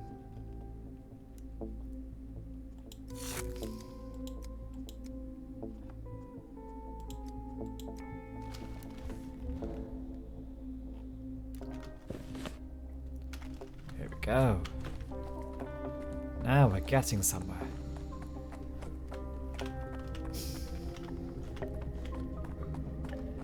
Okay.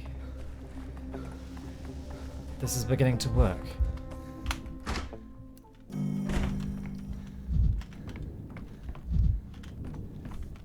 Направленная жизнь не прекращается смертью. Смерть — это итог бессмысленного пути. What do you need, Bachelor? I've come for your counsel, Judge. Do I want to stop the Inquisitor getting murked?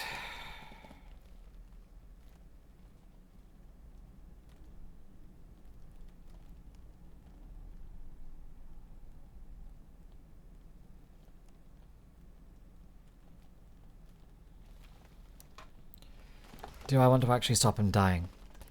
We can undo this, it's fine. I come for your counsel, Judge. I think Maria is plotting against the Inquisitor. Do you now? Why would she waste her time on something so petty, so small-hearted? It doesn't befit the future mistress. I overheard them by accident. Maria was speaking to him of optics and mirrors. Mirrors, naturally. Sooner or later she was bound to come to them. I applaud my niece. Have you observed, Bachelor, that in our town, mirrors do not reflect as they do in the capital? Yes, they're peculiar. They shatter as soon as I lay a finger on them. Maria's mother, Nina, had a special relationship with mirrors. She could alter their reflective properties. At times her mirrors showed the past, at times the future. Maria may be trying to awaken that inheritance in herself. What am I to make of the fact that the living don't reflect in mirrors now, either they're in the past or the future? You have nothing to worry about, Doctor. Maria is a future mistress, which means her actions need not be intelligible to an ordinary person. But thank you for the warning. I value your concern and your trust. I will ask her if she has chosen the proper path. I simply don't want anyone to suffer, least of all Maria.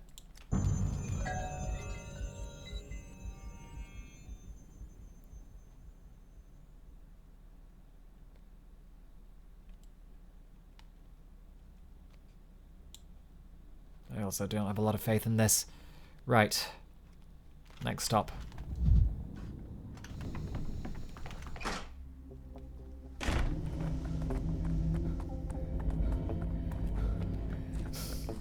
Ah. Mr. Doctor, I'm looking for you again. Come to the hospital, they're calling for you. Who's calling for me? My brother Yashka. Here we go. Fine.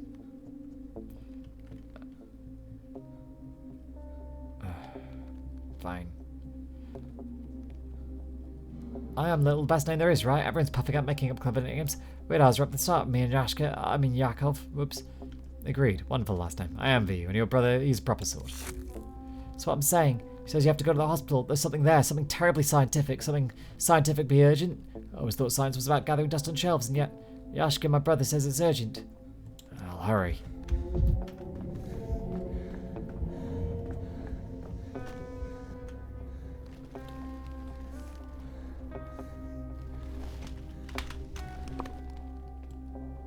Nothing more for the shards to show. So no more shards today.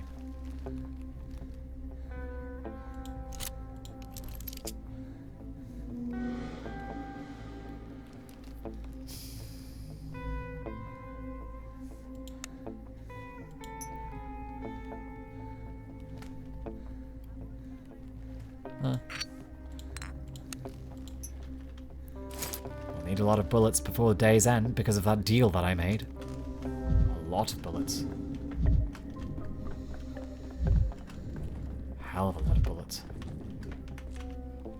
Anyway, here's a joke. Two marmots sitting by a river up on a cliff, knitting little caps. When a bull comes up to them and says, "Hey lads, is the river deep here? What's the bottom like? Sandy? If I jump in, I won't rip my belly on the rocks, will I?" One of the marmots says, "Go on, dive in. River's deep, bottom's sandy. You won't rip your belly, dive away." Bull believes and takes a run up, dives off the cliff, and the river's shallow, rocky bottom. Bam, wham. Head first into stone, into rocks, whatever. Long story short, Bull breaks his neck. Floats past the marmot's belly up. Second marmot says to the first, "So why do you like the bull? He's dead." The first one goes, "Why'd you unravel my cap?" Like the one about lard better.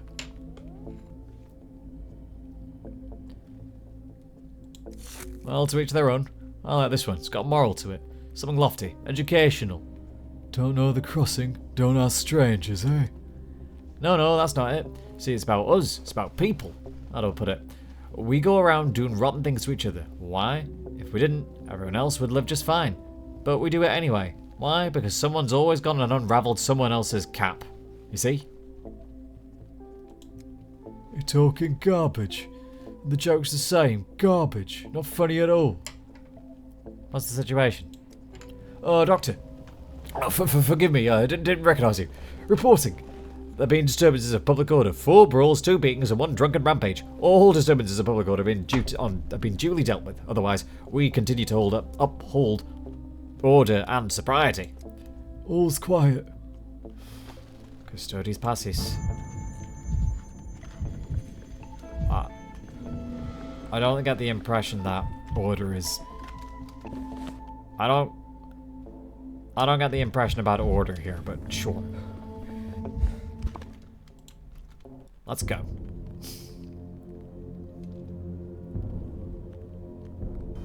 Какие люди, только не убивай.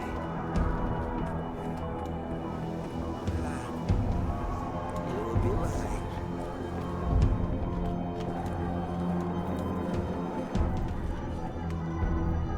Nah.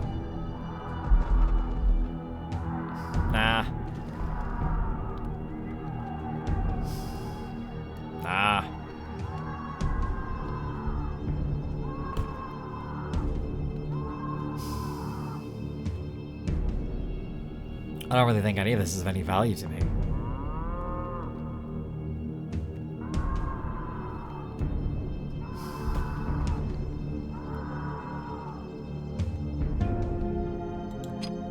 Unless I get both bottles of strychnine.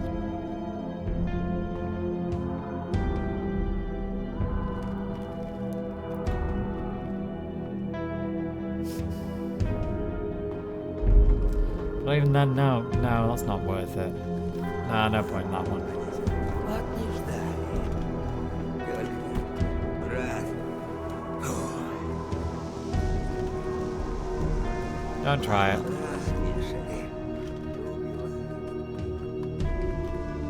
The town's really kind of very, very much in the unrest stages today. Okay, well, fine.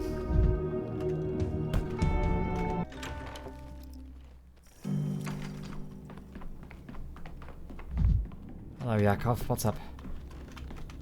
Смерть, конечно, есть, но мы скажем нет. Так ведь? Doctor, sir, this is probably bold of me, but I think I understand everything now. About the plague. Made another discovery. How? When? It's all thanks to your work, Doctor, sir. I just put 2 and 2 together once enough data piled up. Don't be modest. We struggled and struggled. Why the sand plague is so unbeatable? What's the trick? Why is it changing so quickly? Why does yesterday's vaccine stop working by today? Because it warns itself. It talks to itself. What? Say we've got 2 patients with the plague. We tried to treat one, and we didn't treat the other. Then they meet, here in the hospital, for instance. They breathe on each other, they cough, so the 2 plagues meet each other. One strain already knows how we're trying to kill it, and it warns the other strain not to fall for our tricks. And the second one, you see, it goes smarter. These are your observations from real patients in the hospital. I've seen it, Doctor, sir. You've seen it, literally every day. While you were gone, I checked the logs. Who came in when, which bed they were assigned to, who their neighbours were. You can see it in the logs. I think one day you'll even be able to see it years from now, when the tools are more powerful. It's something to do is responsible for this. Some parts, organs, whatever the proper word is. If the plague is truly able to trade information, to learn, it explains a great deal, and this is terrifying. You'll brush me off, I know, but some patients swear they hear it speaking, not a single voice, but like many. Like a choir. I thought it feverish delirium too, myself, but that delirium is what made me check the journals. How the plague shifts from patient to patient, where there's a pattern to it. So it adapts, it develops, it learns to survive, it races us, and it's always ahead. I write down everything I could, in my own words. I can't do it like a scholar, but it's more important to not lose the logs, the patient charts. Without them, it's all just words. You'll keep our paperwork in order, won't you? and I can't do it anymore.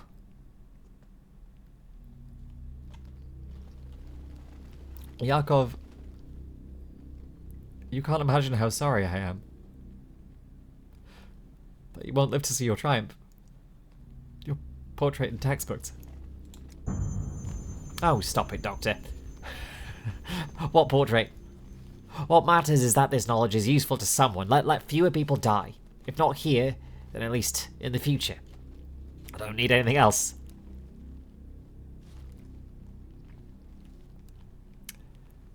Yakov, you're the real scientist. Not me. No matter the academic degrees. Maybe you should leave. What? Take the discovery to the capital while it's not too late. Before you perish here yourself. We both understand this town is on the brink. It can't be saved now. Individual people maybe. All of them together? Hardly. But in the capital, there you can ensure what happened to us won't repeat elsewhere.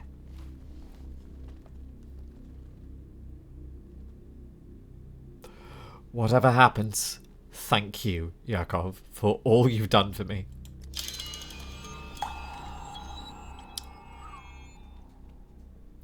Slightly real tears, slightly real tears. Only a little. I'm a good actor, but also I'm not that good. And some of this does very much distinctly prod and poke at some quite, I won't say fresh, but distinct wounds.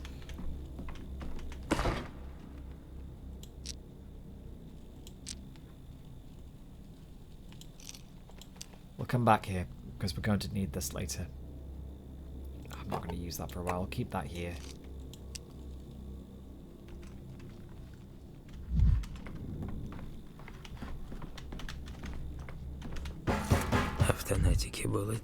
Mirror there. There's lots of mirrors around today. So we have a good stock of mirrors.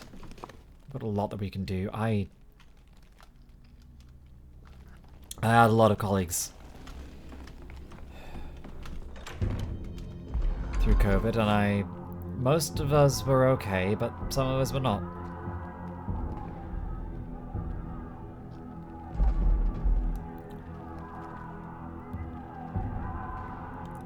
Pain of that still rings now, even this many years later. It's still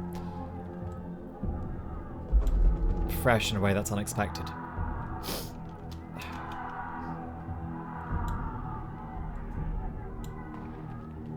Okay.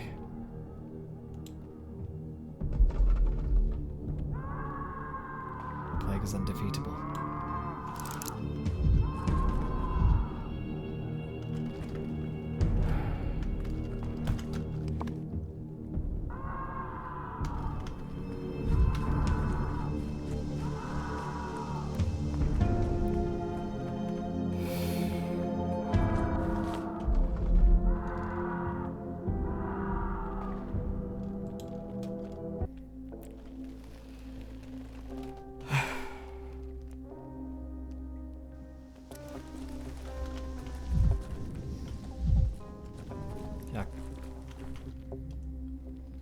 Darbuck and devils. Oh, what do you...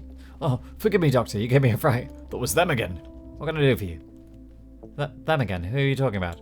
Soldiers. Who else would it be? Forgive me, Doctor, but ever since those boars flooded in, there's been no peace. No sense of order. Poking their snouts where they shouldn't. Get in the way of everything. Outsiders. Curse them, every last one. Talk less, live longer. Military of hot tempers and no sense of humour. Don't get me wrong, I'm not bad-mouthing anyone. Nothing like that. I just can't stand injustice, that's all. Doctor, don't think ill of me. I know my place. I don't meddle in other people's affairs. I stand my ground when it comes to my own. You still haven't said anything specific. What's there to say? They're outsiders. Don't know a thing, but act like no one smart has ever walked the earth. They don't value us volunteers one bit. Do everything their own way. The wrong way. That's why there's more filth from them than good. So, did anything specific actually happen, or is it just a general resentment? Take it this morning.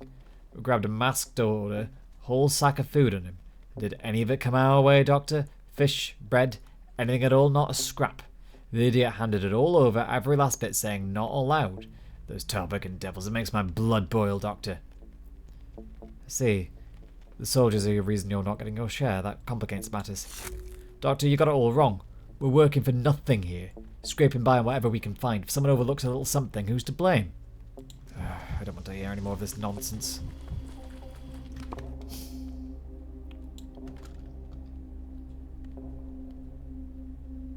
Well, I went to the Stillwater to just get one little bit of mania up, just in case. Hands off. I saw a brooch first. If it weren't for me, you'd never have noticed with those bleary drunk eyes I was sparkling in the sun right there in the dust. Then why do you stand there gaping, eh, Al? Everyone knows whoever grabs it first gets the loot. Whoever took it, not whoever saw it. I think I know who this brooch belongs to. Take a closer look. The Kain's family design's right there. I know whose it is. Mine. And you, Eagle Eye, if you don't agree, keep in mind I'm carrying more than a brooch. I've got a switchblade on me. You're a bold fellow. You decided to rob the Kains themselves. Are you not afraid of the consequences? Oh, spare me. I found it in the road. No one's just lying on the dust. Didn't see any Kains nearby. Well, I'll be. I did see him, though. If I'm far off, I even thought to myself, Victor Kain or not, with some big deal fancy lady. I passed by today, so it was Victor. He dropped the brooch and we, turns out, found it. Well, that means we're owed a reward. And what's this big deal fancy lady? Who is he with? This woman. I wouldn't cross the street in front of her. I wouldn't look her in the eyes either. She'll burn a hole through anyone. I don't remember anything else. My memory, see, it acts up. Only Twirin can grease it up. You catch my meaning? I have no clue at Twirin, but I do have coloured bits of glass, and I believe I have some on me. You daft. Who am I to you? Do I look like a child? Why are you use your coloured glass bits to me? I want Twirin. You want to switch from Twirin to glass, or honestly, anything else at all?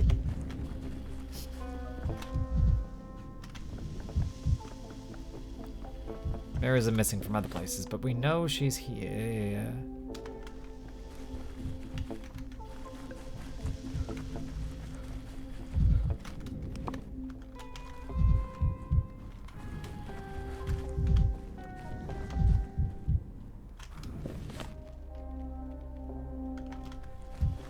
Well, fine.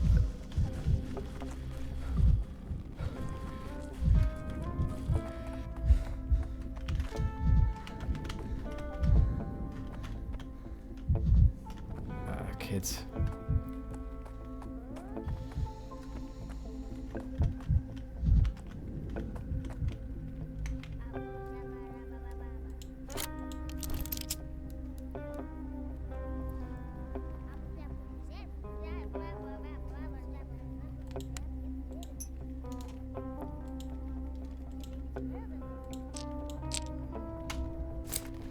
Give me your bullets. To be fair, all I need is 4 bullets. I haven't fired a single shot in a long time. I just need 4 bullets, and to use the ones that are in the revolver, right? Can I unload them?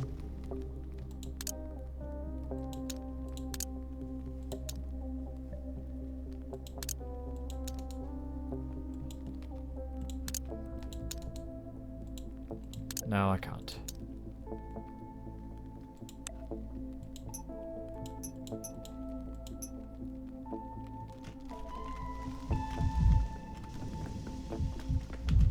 Very well.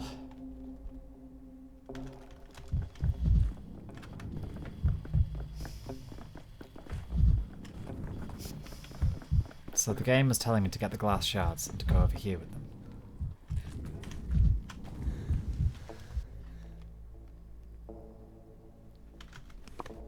This is a completely separate quest line.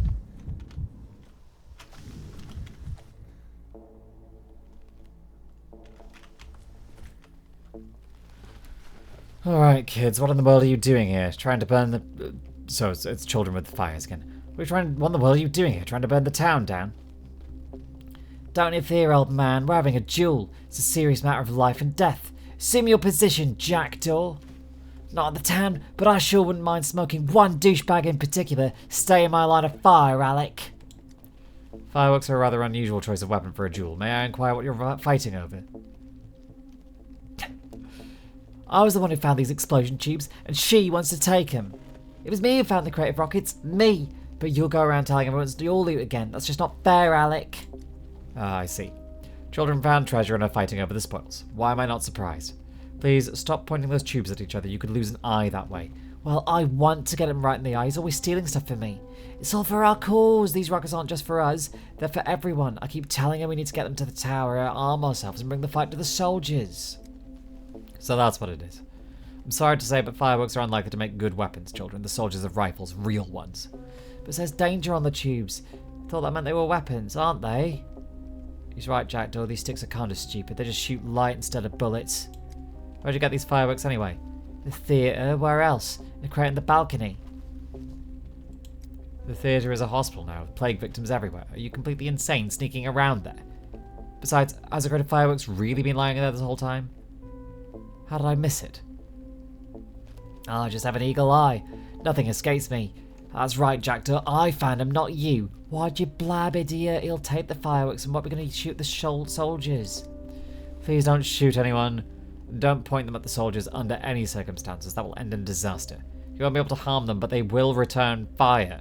What's the friggin' use of these fireworks if they don't do any harm? But doesn't it say danger on them? Why would they write danger on something that isn't dangerous? Fireworks are just for looks. Yes, they might explode when you light them, but you're supposed to launch them into the sky at night during celebrations. Bummer. Thought we'd found a weapon. Well, actually, it was Jackdaw's find, not mine. How are we going to fight off the soldiers now? Alec, I would have let you take this to the tower if you just admitted who got the loot right away. Why on earth would you decide you need weapons in the first place? The soldiers want to capture our tower. What? No, I won't let that happen. Give us a box of real guns and we won't let that happen, right, Alec? You could at least put the fireworks show and whatnot. Maybe that'll distract the soldiers. Me and Jackdaw got your attention, didn't we? Just make sure you don't blow each other's eyes out with a firework. Or our audiences. Look, the little kids are going at us. Did you bring them here, Jackdaw?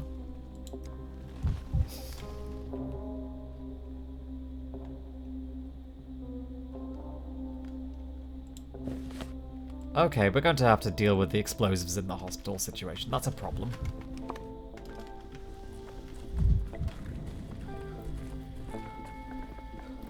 Okay, well, we keep finding more problems.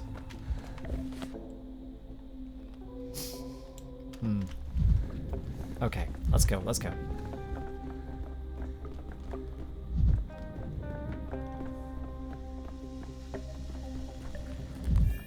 Шум надоел.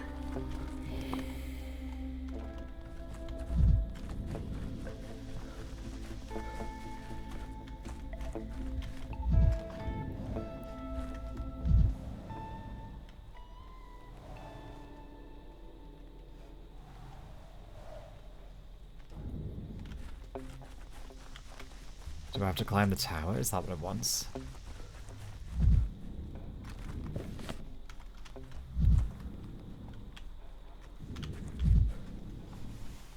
I can't see anything else from here. It must be the tower. Have they gone up the impossible tower? Let's find out. I can't think of anything else that would be relevant around here. Although I should probably raid this stash. Brilliant. Can always do with more of these.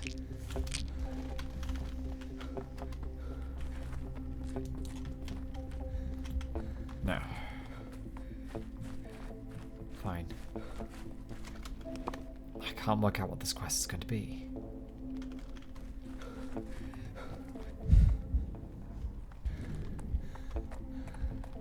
It must be up here somewhere. Right? Has to be. Must be what they're after. Nothing else here of value to me.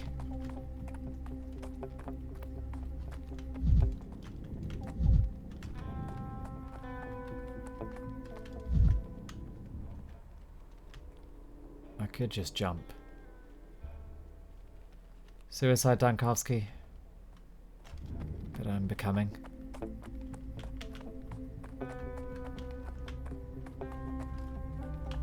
They're looking up. What are they looking up? Ah, no.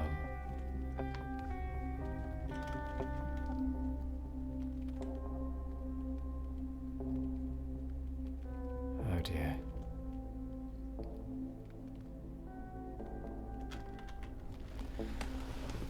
And all these years, it is all... Sorry, let me just reposition myself slightly. And all these years it has been bitter, almost insulting. Why, damn it, why did my brother survive? Why are they all alive while you... Why did you burn away in an instant? Did not survive, did not reflect the countless facets of the chambers. Save the dramatics for the theatre. I was near more often than you can imagine. Do you know what it really is bitter? Being with you, yet never being able to clasp your hand. Give it to me. Now. Tell me, how did Victor come to be here and why? He sees us. How curious. I see you and hear you. A doctor from the capital. Simon had plans for him. He and Isidore Burdock invited him here. They said the doctor was remarkably gifted. He is talented enough to see us, yet not tactful enough to refrain from intruding on our conversation, a wretched pair of traits. I thought a shadow embodied the soul of the dead. Does that mean that Victor Kain has two souls? As stubborn as a child, too. Are you certain Simon was speaking of him? He has no feel for the moment, does not know when to fall silent. He tries to speak his way through obstacles and is not ready to listen. I know how to listen, and I hear you evading answers. Tell him to leave at once. I did not come back to waste time on him. Dr. Dankovsky, please leave us. Believe me, when she speaks in that voice, the only sensible thing is to submit. Who is she? Whom are you talking about? Is he still here? Some people behave as though they were raised by a burdock bush. This conversation is over. I've heard the burdock line already from Kain. Caspar Kain. Caspar, my boy. He's a grown man now. Of course. You are the shadow of Nina Kana, but how can that be? Dr. Dankovsky, leave us. Please. Why can you not understand that you are disturbing our peace? Do you truly not have a drop of tact? On such a day, on the day of the long and awaited impossible meeting. I'm sorry, I did not mean to intrude.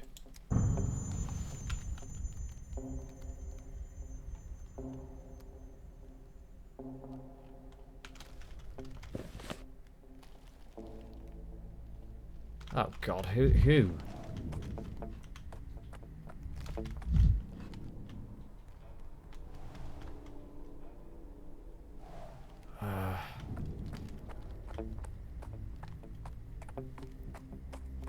I don't know how to do this.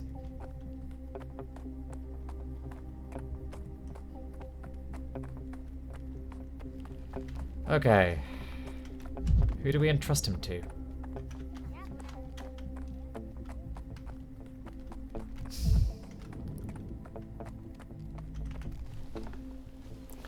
There was no point sitting in that accursed tower anyway. You did right to leave. I didn't leave, I grew up, and they threw me out. They always drive the traitors to childhood out of the tower. Ridiculous. As if a person could simply stop growing up by choice. So you didn't want to leave. You'd stay in the tower if you could. Don't ask. Don't rake at my soul. Doctor, there you are. I followed you so I could bring Victor back to the Crucible as soon as possible. Or else report that some calamity had befallen him, but it seems we've been spared. Have you found him? Is he all right? I found him, but I wouldn't say he's all right. Oh no. What happened? He hasn't been wounded, has he? Not yet. But if you keep losing him, anything might happen. He could fall down a flight of stairs, for instance. I assure you, Doctor, it won't happen again. We were so frightened. Gladly. I leave Victor to you. I am needed elsewhere.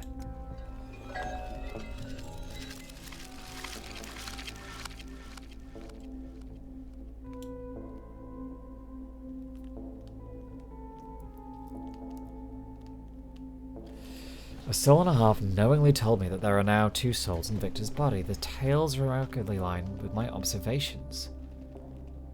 Who led him there? Aglaia led him there. Aglaia has been doing this. There's not a single doubt in my mind. How do I keep on ending up with pocket watches? What do I do with these? Ah.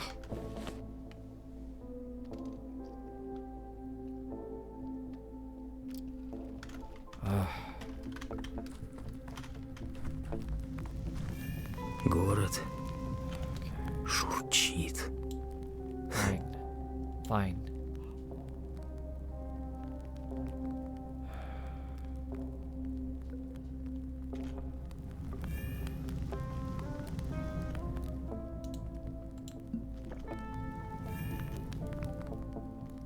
I have so many trading items, but I don't really have a lot to trade in right now. I need more bullets.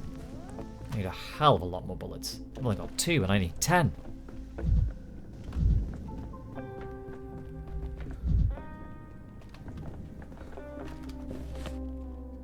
Well, we'll get some more from these rioting districts, I'm sure.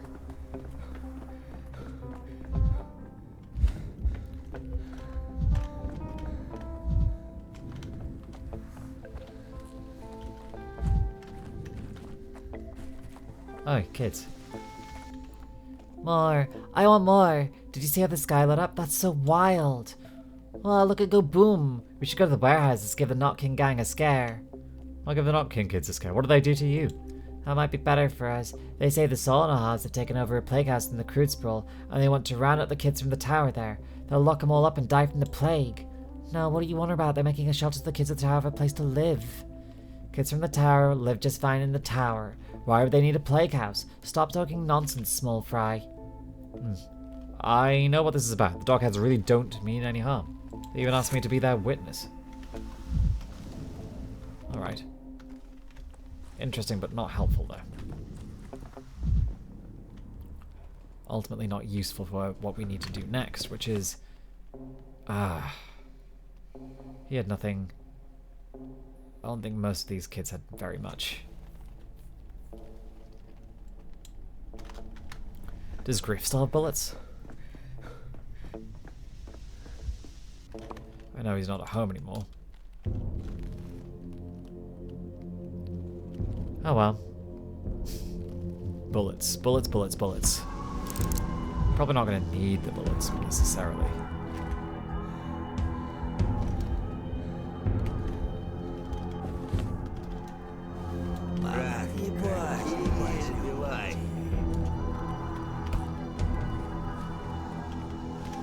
There's no way through that one.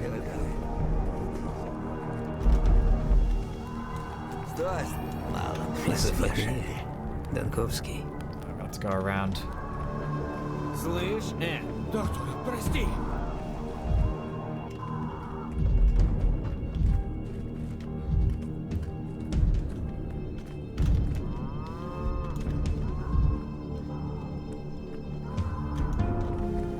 Брат, не убивай.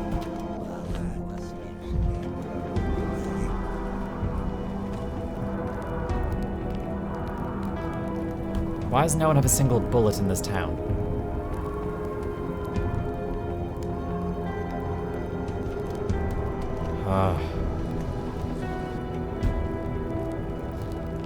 What useful stuff can you give me instead? I'm betting on that.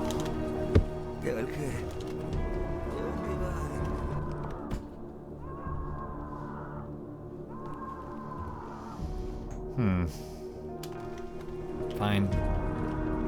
Вот сюда, тварь ты.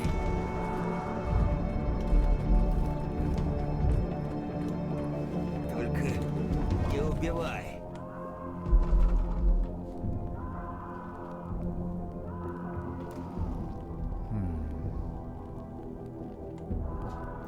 So, most of them don't have bullets. Oh, I might have made a mistake. Oh well. 1, 2, 3, 4, 5, 6. 1, 2, 3, 4, 5, 6, 7, 8, 9. There's only 9 there anyway. Oh well.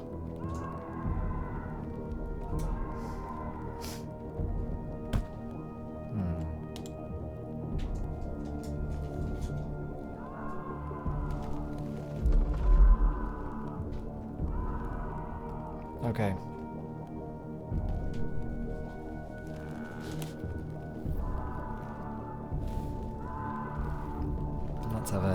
Let's consider our options.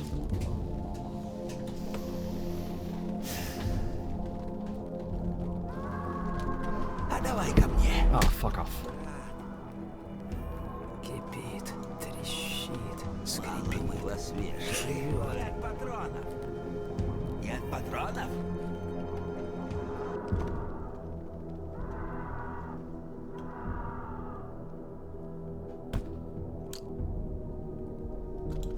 let's go. We're going to probably need to deal with this infected district as well, anyway.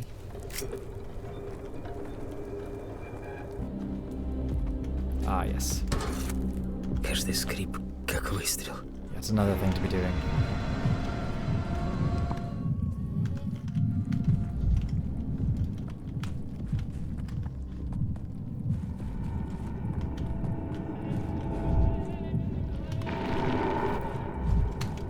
I can hear the ticking.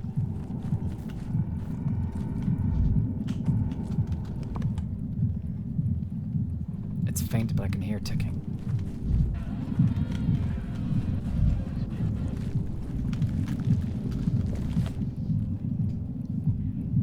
Can you hear ticking? Because I can just about make out ticking.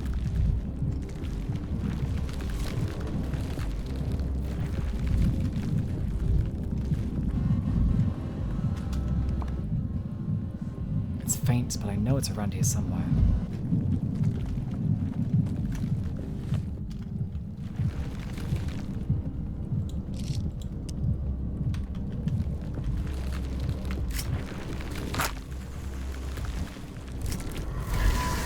Город спятил. Но вы, Данковский, вам-то не стыдно?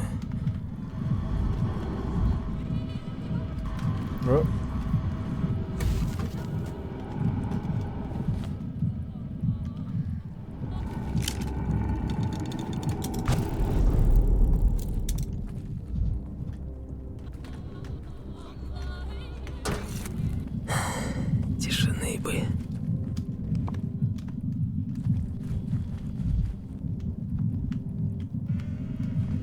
There it is.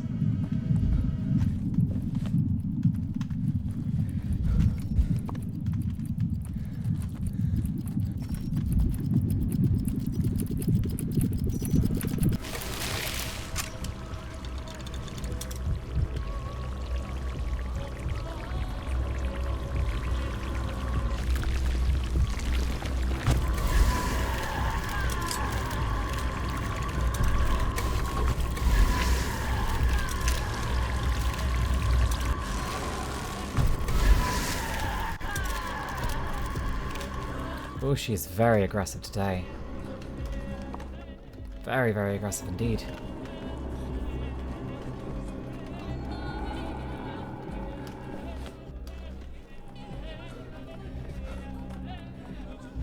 Okay, well, that's still a useful start.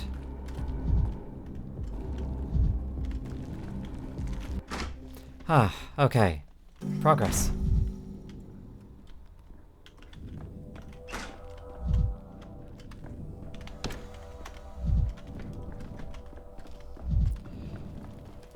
And we can also find out what the hell was going on with Lara.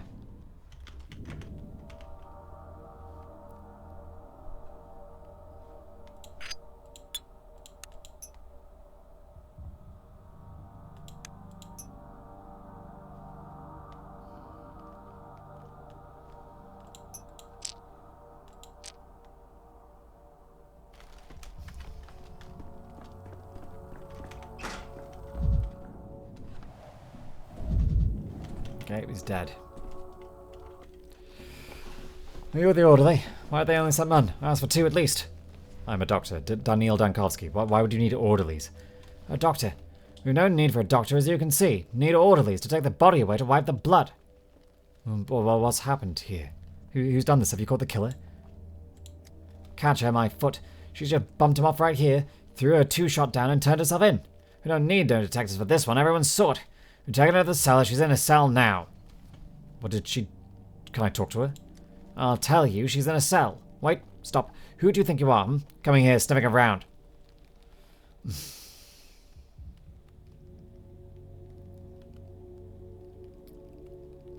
I told you my name 2 minutes ago. I understand you've arrived only just yesterday, and I'll excuse your tone this once.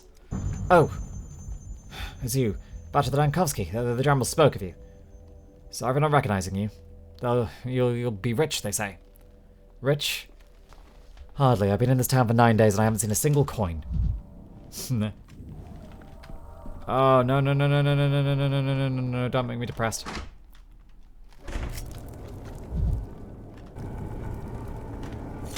Мезофония, Данковский.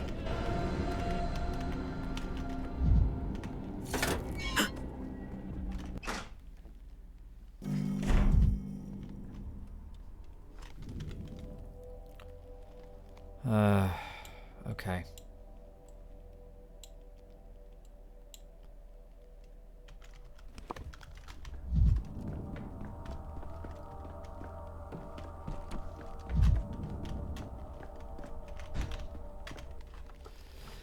This is just the beginning, medical man. General Block is dead, and tomorrow death will conquer the whole town, and this is all you're doing. I want you to remember it every waking moment. It is not Lara who killed Block. It was you who killed him by locking me here, and tomorrow you shall kill the whole town. I just want everyone to survive. Both Lara and Block. There must be a way to save everyone. You like to think that you're the main character and that there are good and evil things in this life. In reality, life is a choice between evil and even worse evil. But you're too stubborn to admit that, and what you keep choosing, the more short-sighted of the two evils, which means the most evil one. Are you suggesting I choose between murder of one and death of many? That's called blackmail. This is called reality. Sooner you accept it and stop acting up, the better for everyone. Nicely said. Classic move of the evil, convincing everyone that it is unavoidable. Won't work. Tell me the most important thing. Is Alexander Block dead, or have they managed to save him? So it's true then. It was you who killed him. But why? This is unlike you. How do you know what kind of woman I am? How do you know what's like me and what's not? Answer me one question. Have you got a father? No, I haven't. Not time for sarcasm, Daniil. I have. Tell me about him. Is your father a good man? Is he alive? Do you love him?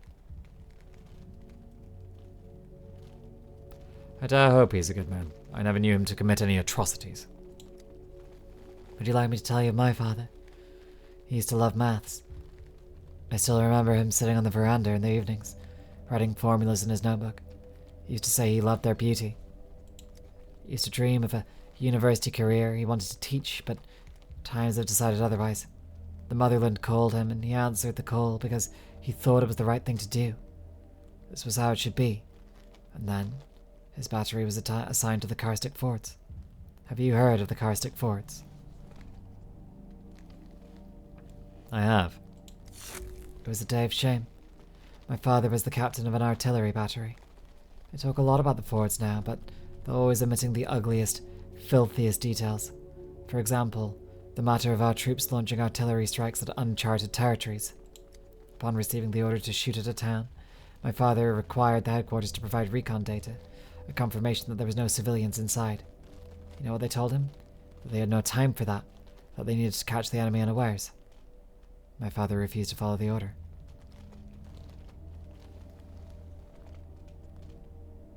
So, what? Was Alexander the Block?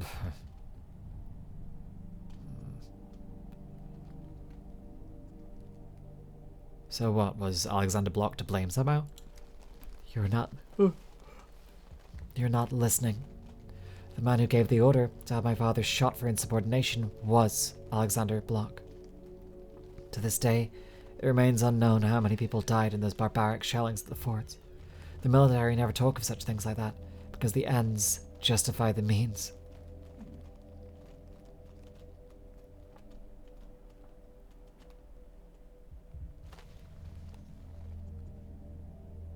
Well, the vengeance is done. How are you feeling? Do you feel any better? I've only done what I had to do. What was needed. Now come what may. The House of the Living will be closed without you. Your deed has destroyed everything that you yourself had created. Tell me, was this worth it? Go away. Just go. I want to be alone, at least here in the cell.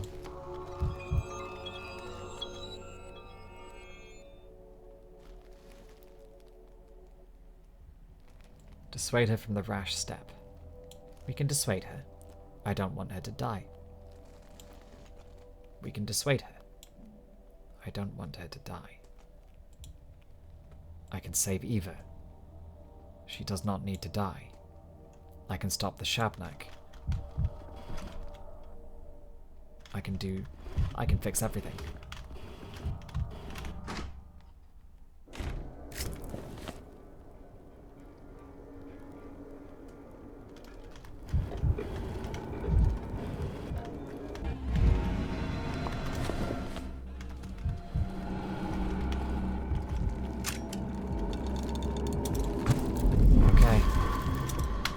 Oh, jeez. She was right there.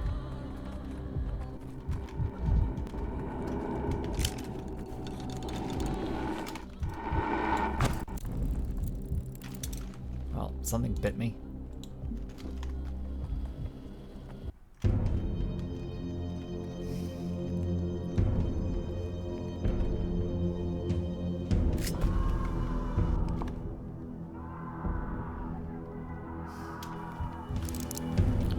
I got enough mania burning strong that I think I can take on a Shabnak. It's probably more valuable than quests right now.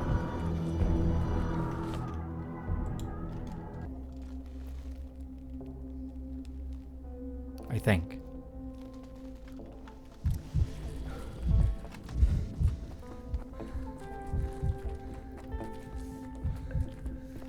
Okay, here we go, here we go.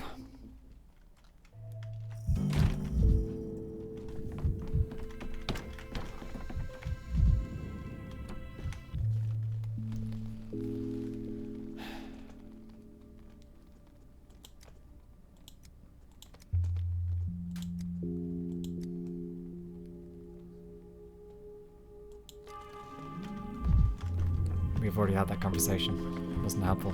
Didn't fix it. Prepare the projectile.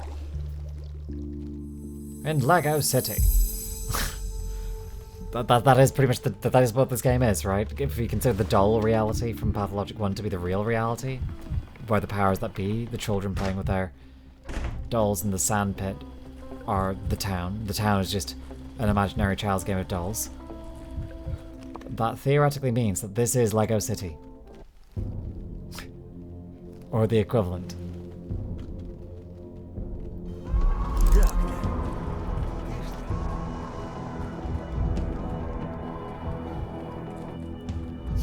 A man has got the plague in Lego City. Build the hospital.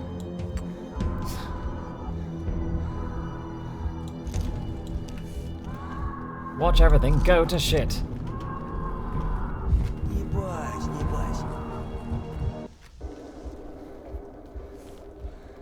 Okay, here we go.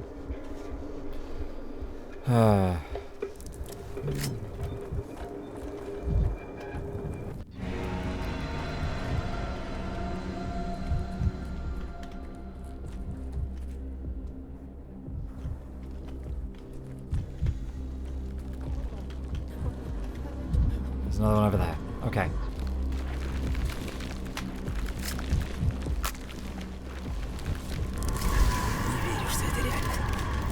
Дергает меня за нитки.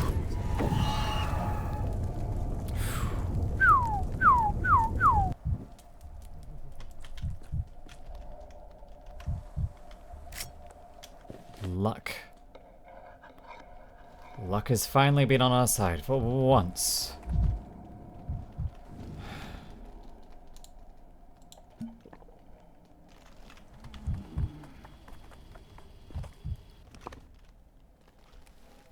Okay, let's go.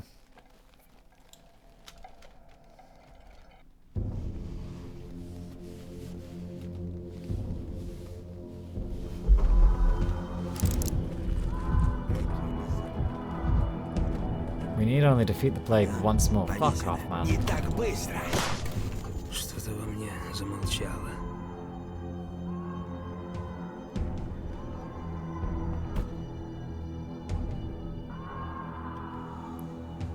I just killed someone.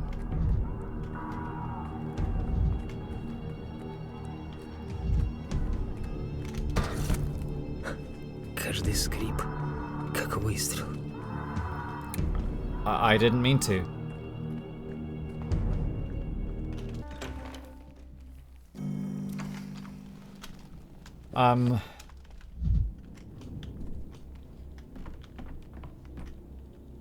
Shit.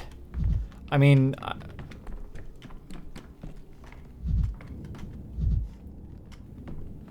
Fuck.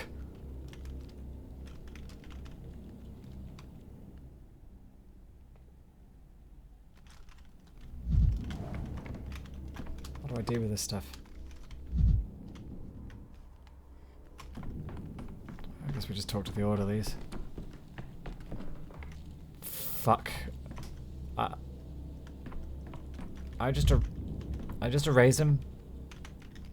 I don't feel good about that. I hear some crows have built a nest upon the roof. That's a bad omen. Crows are not our biggest problem right now. There's a crate marked explosive danger up on the second floor. Right next to a lamp. Were you aware of that? Oh, that one. I thought it was yours. Never even looked inside. I figured it was nitroglycerin for treating high blood pressure. The usual. It's full of fireworks. Please move them away from the fire. The last thing we need is to burn down the building. Oh, I love fireworks. It'd be great to have a firework display in town. Just get the lamp away from them and let your colleagues know to be more careful, please, for starters. I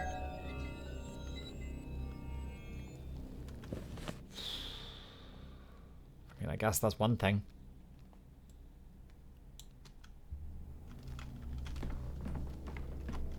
It feels like a...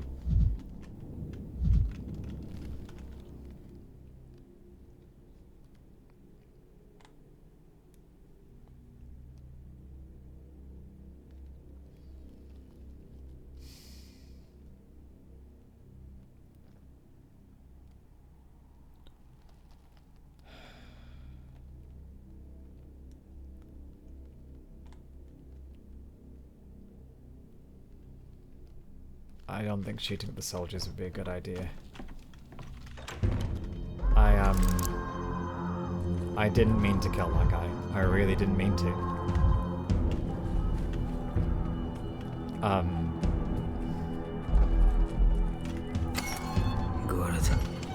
I know he was gonna kill me.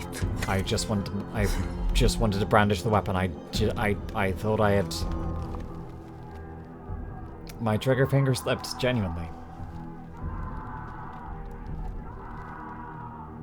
That's why I shouldn't be carrying a fucking pistol. But I need to. Because this town has gone to shit.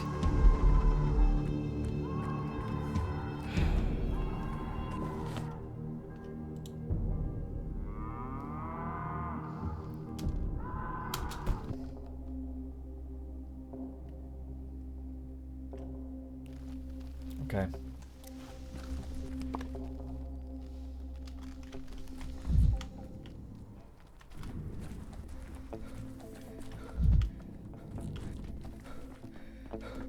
Okay. Let's deal with this bull issue because I don't really know what to do with it.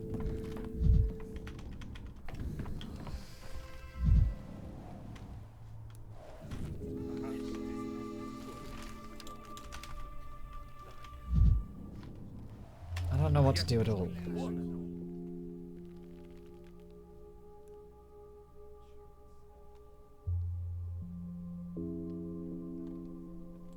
No, this doesn't seem right. This doesn't seem right at all.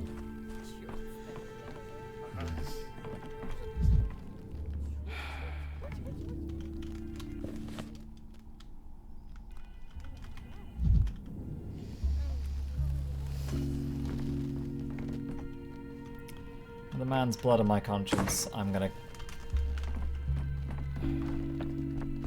just check the decrees.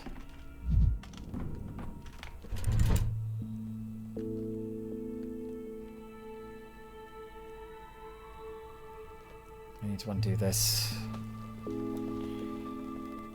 I need to undo either.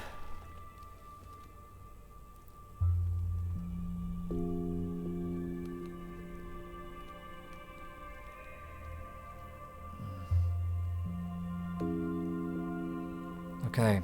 Okay. There's gotta be a way to do this well, right?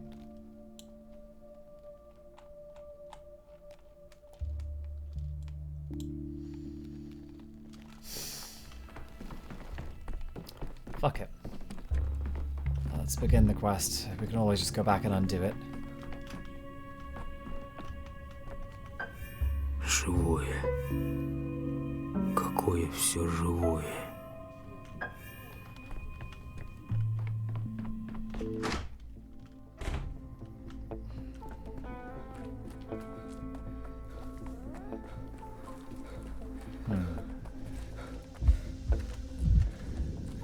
Okay, okay.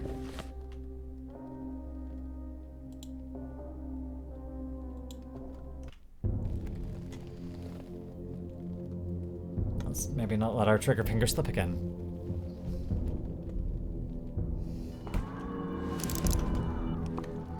I don't like that happened. I know. Не стреляй! I get it. I know that you guys would kill me if I didn't. But a bullet's a rather different thing, you know? There's not really any chance of... Тишины.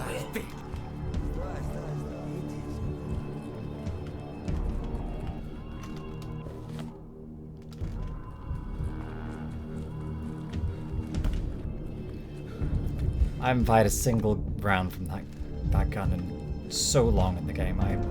I done so well at not allowing myself to actually harm anyone. And yet here I am. Fucking do no harm, eh? So much for that fucking medical tenant. Because there's always a mirror here.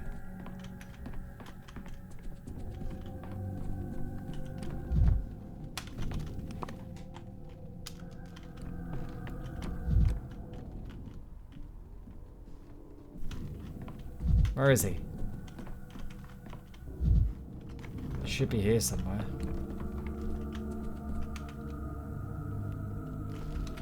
He should be here somewhere. Where is he?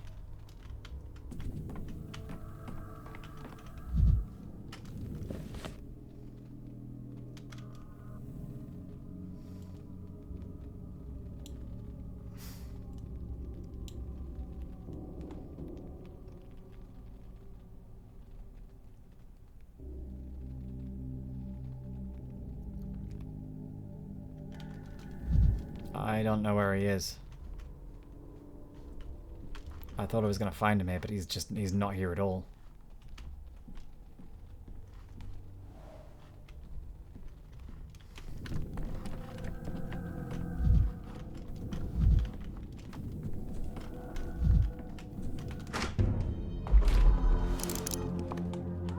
Am I stupid?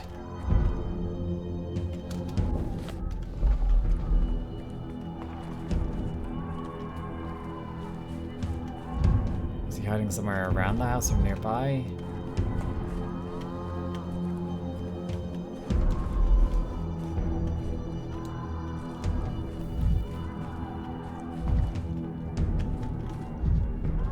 I don't see him at all.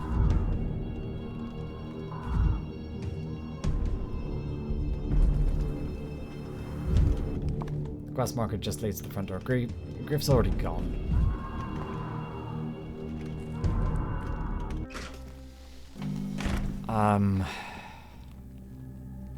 Unless I've just done something stupid.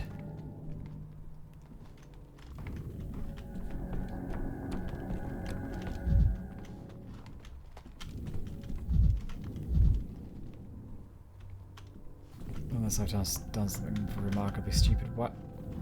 Where would he be? Okay.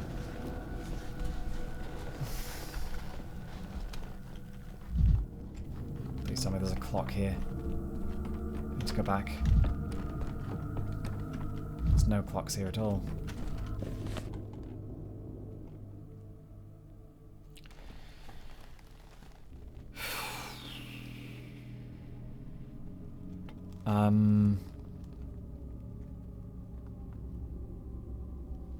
I don't even know if I want to do this yet.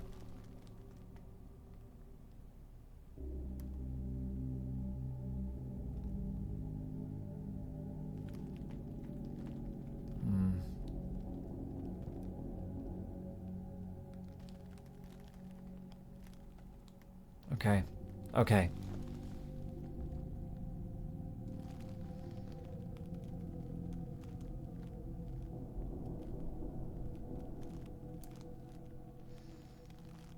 Let's...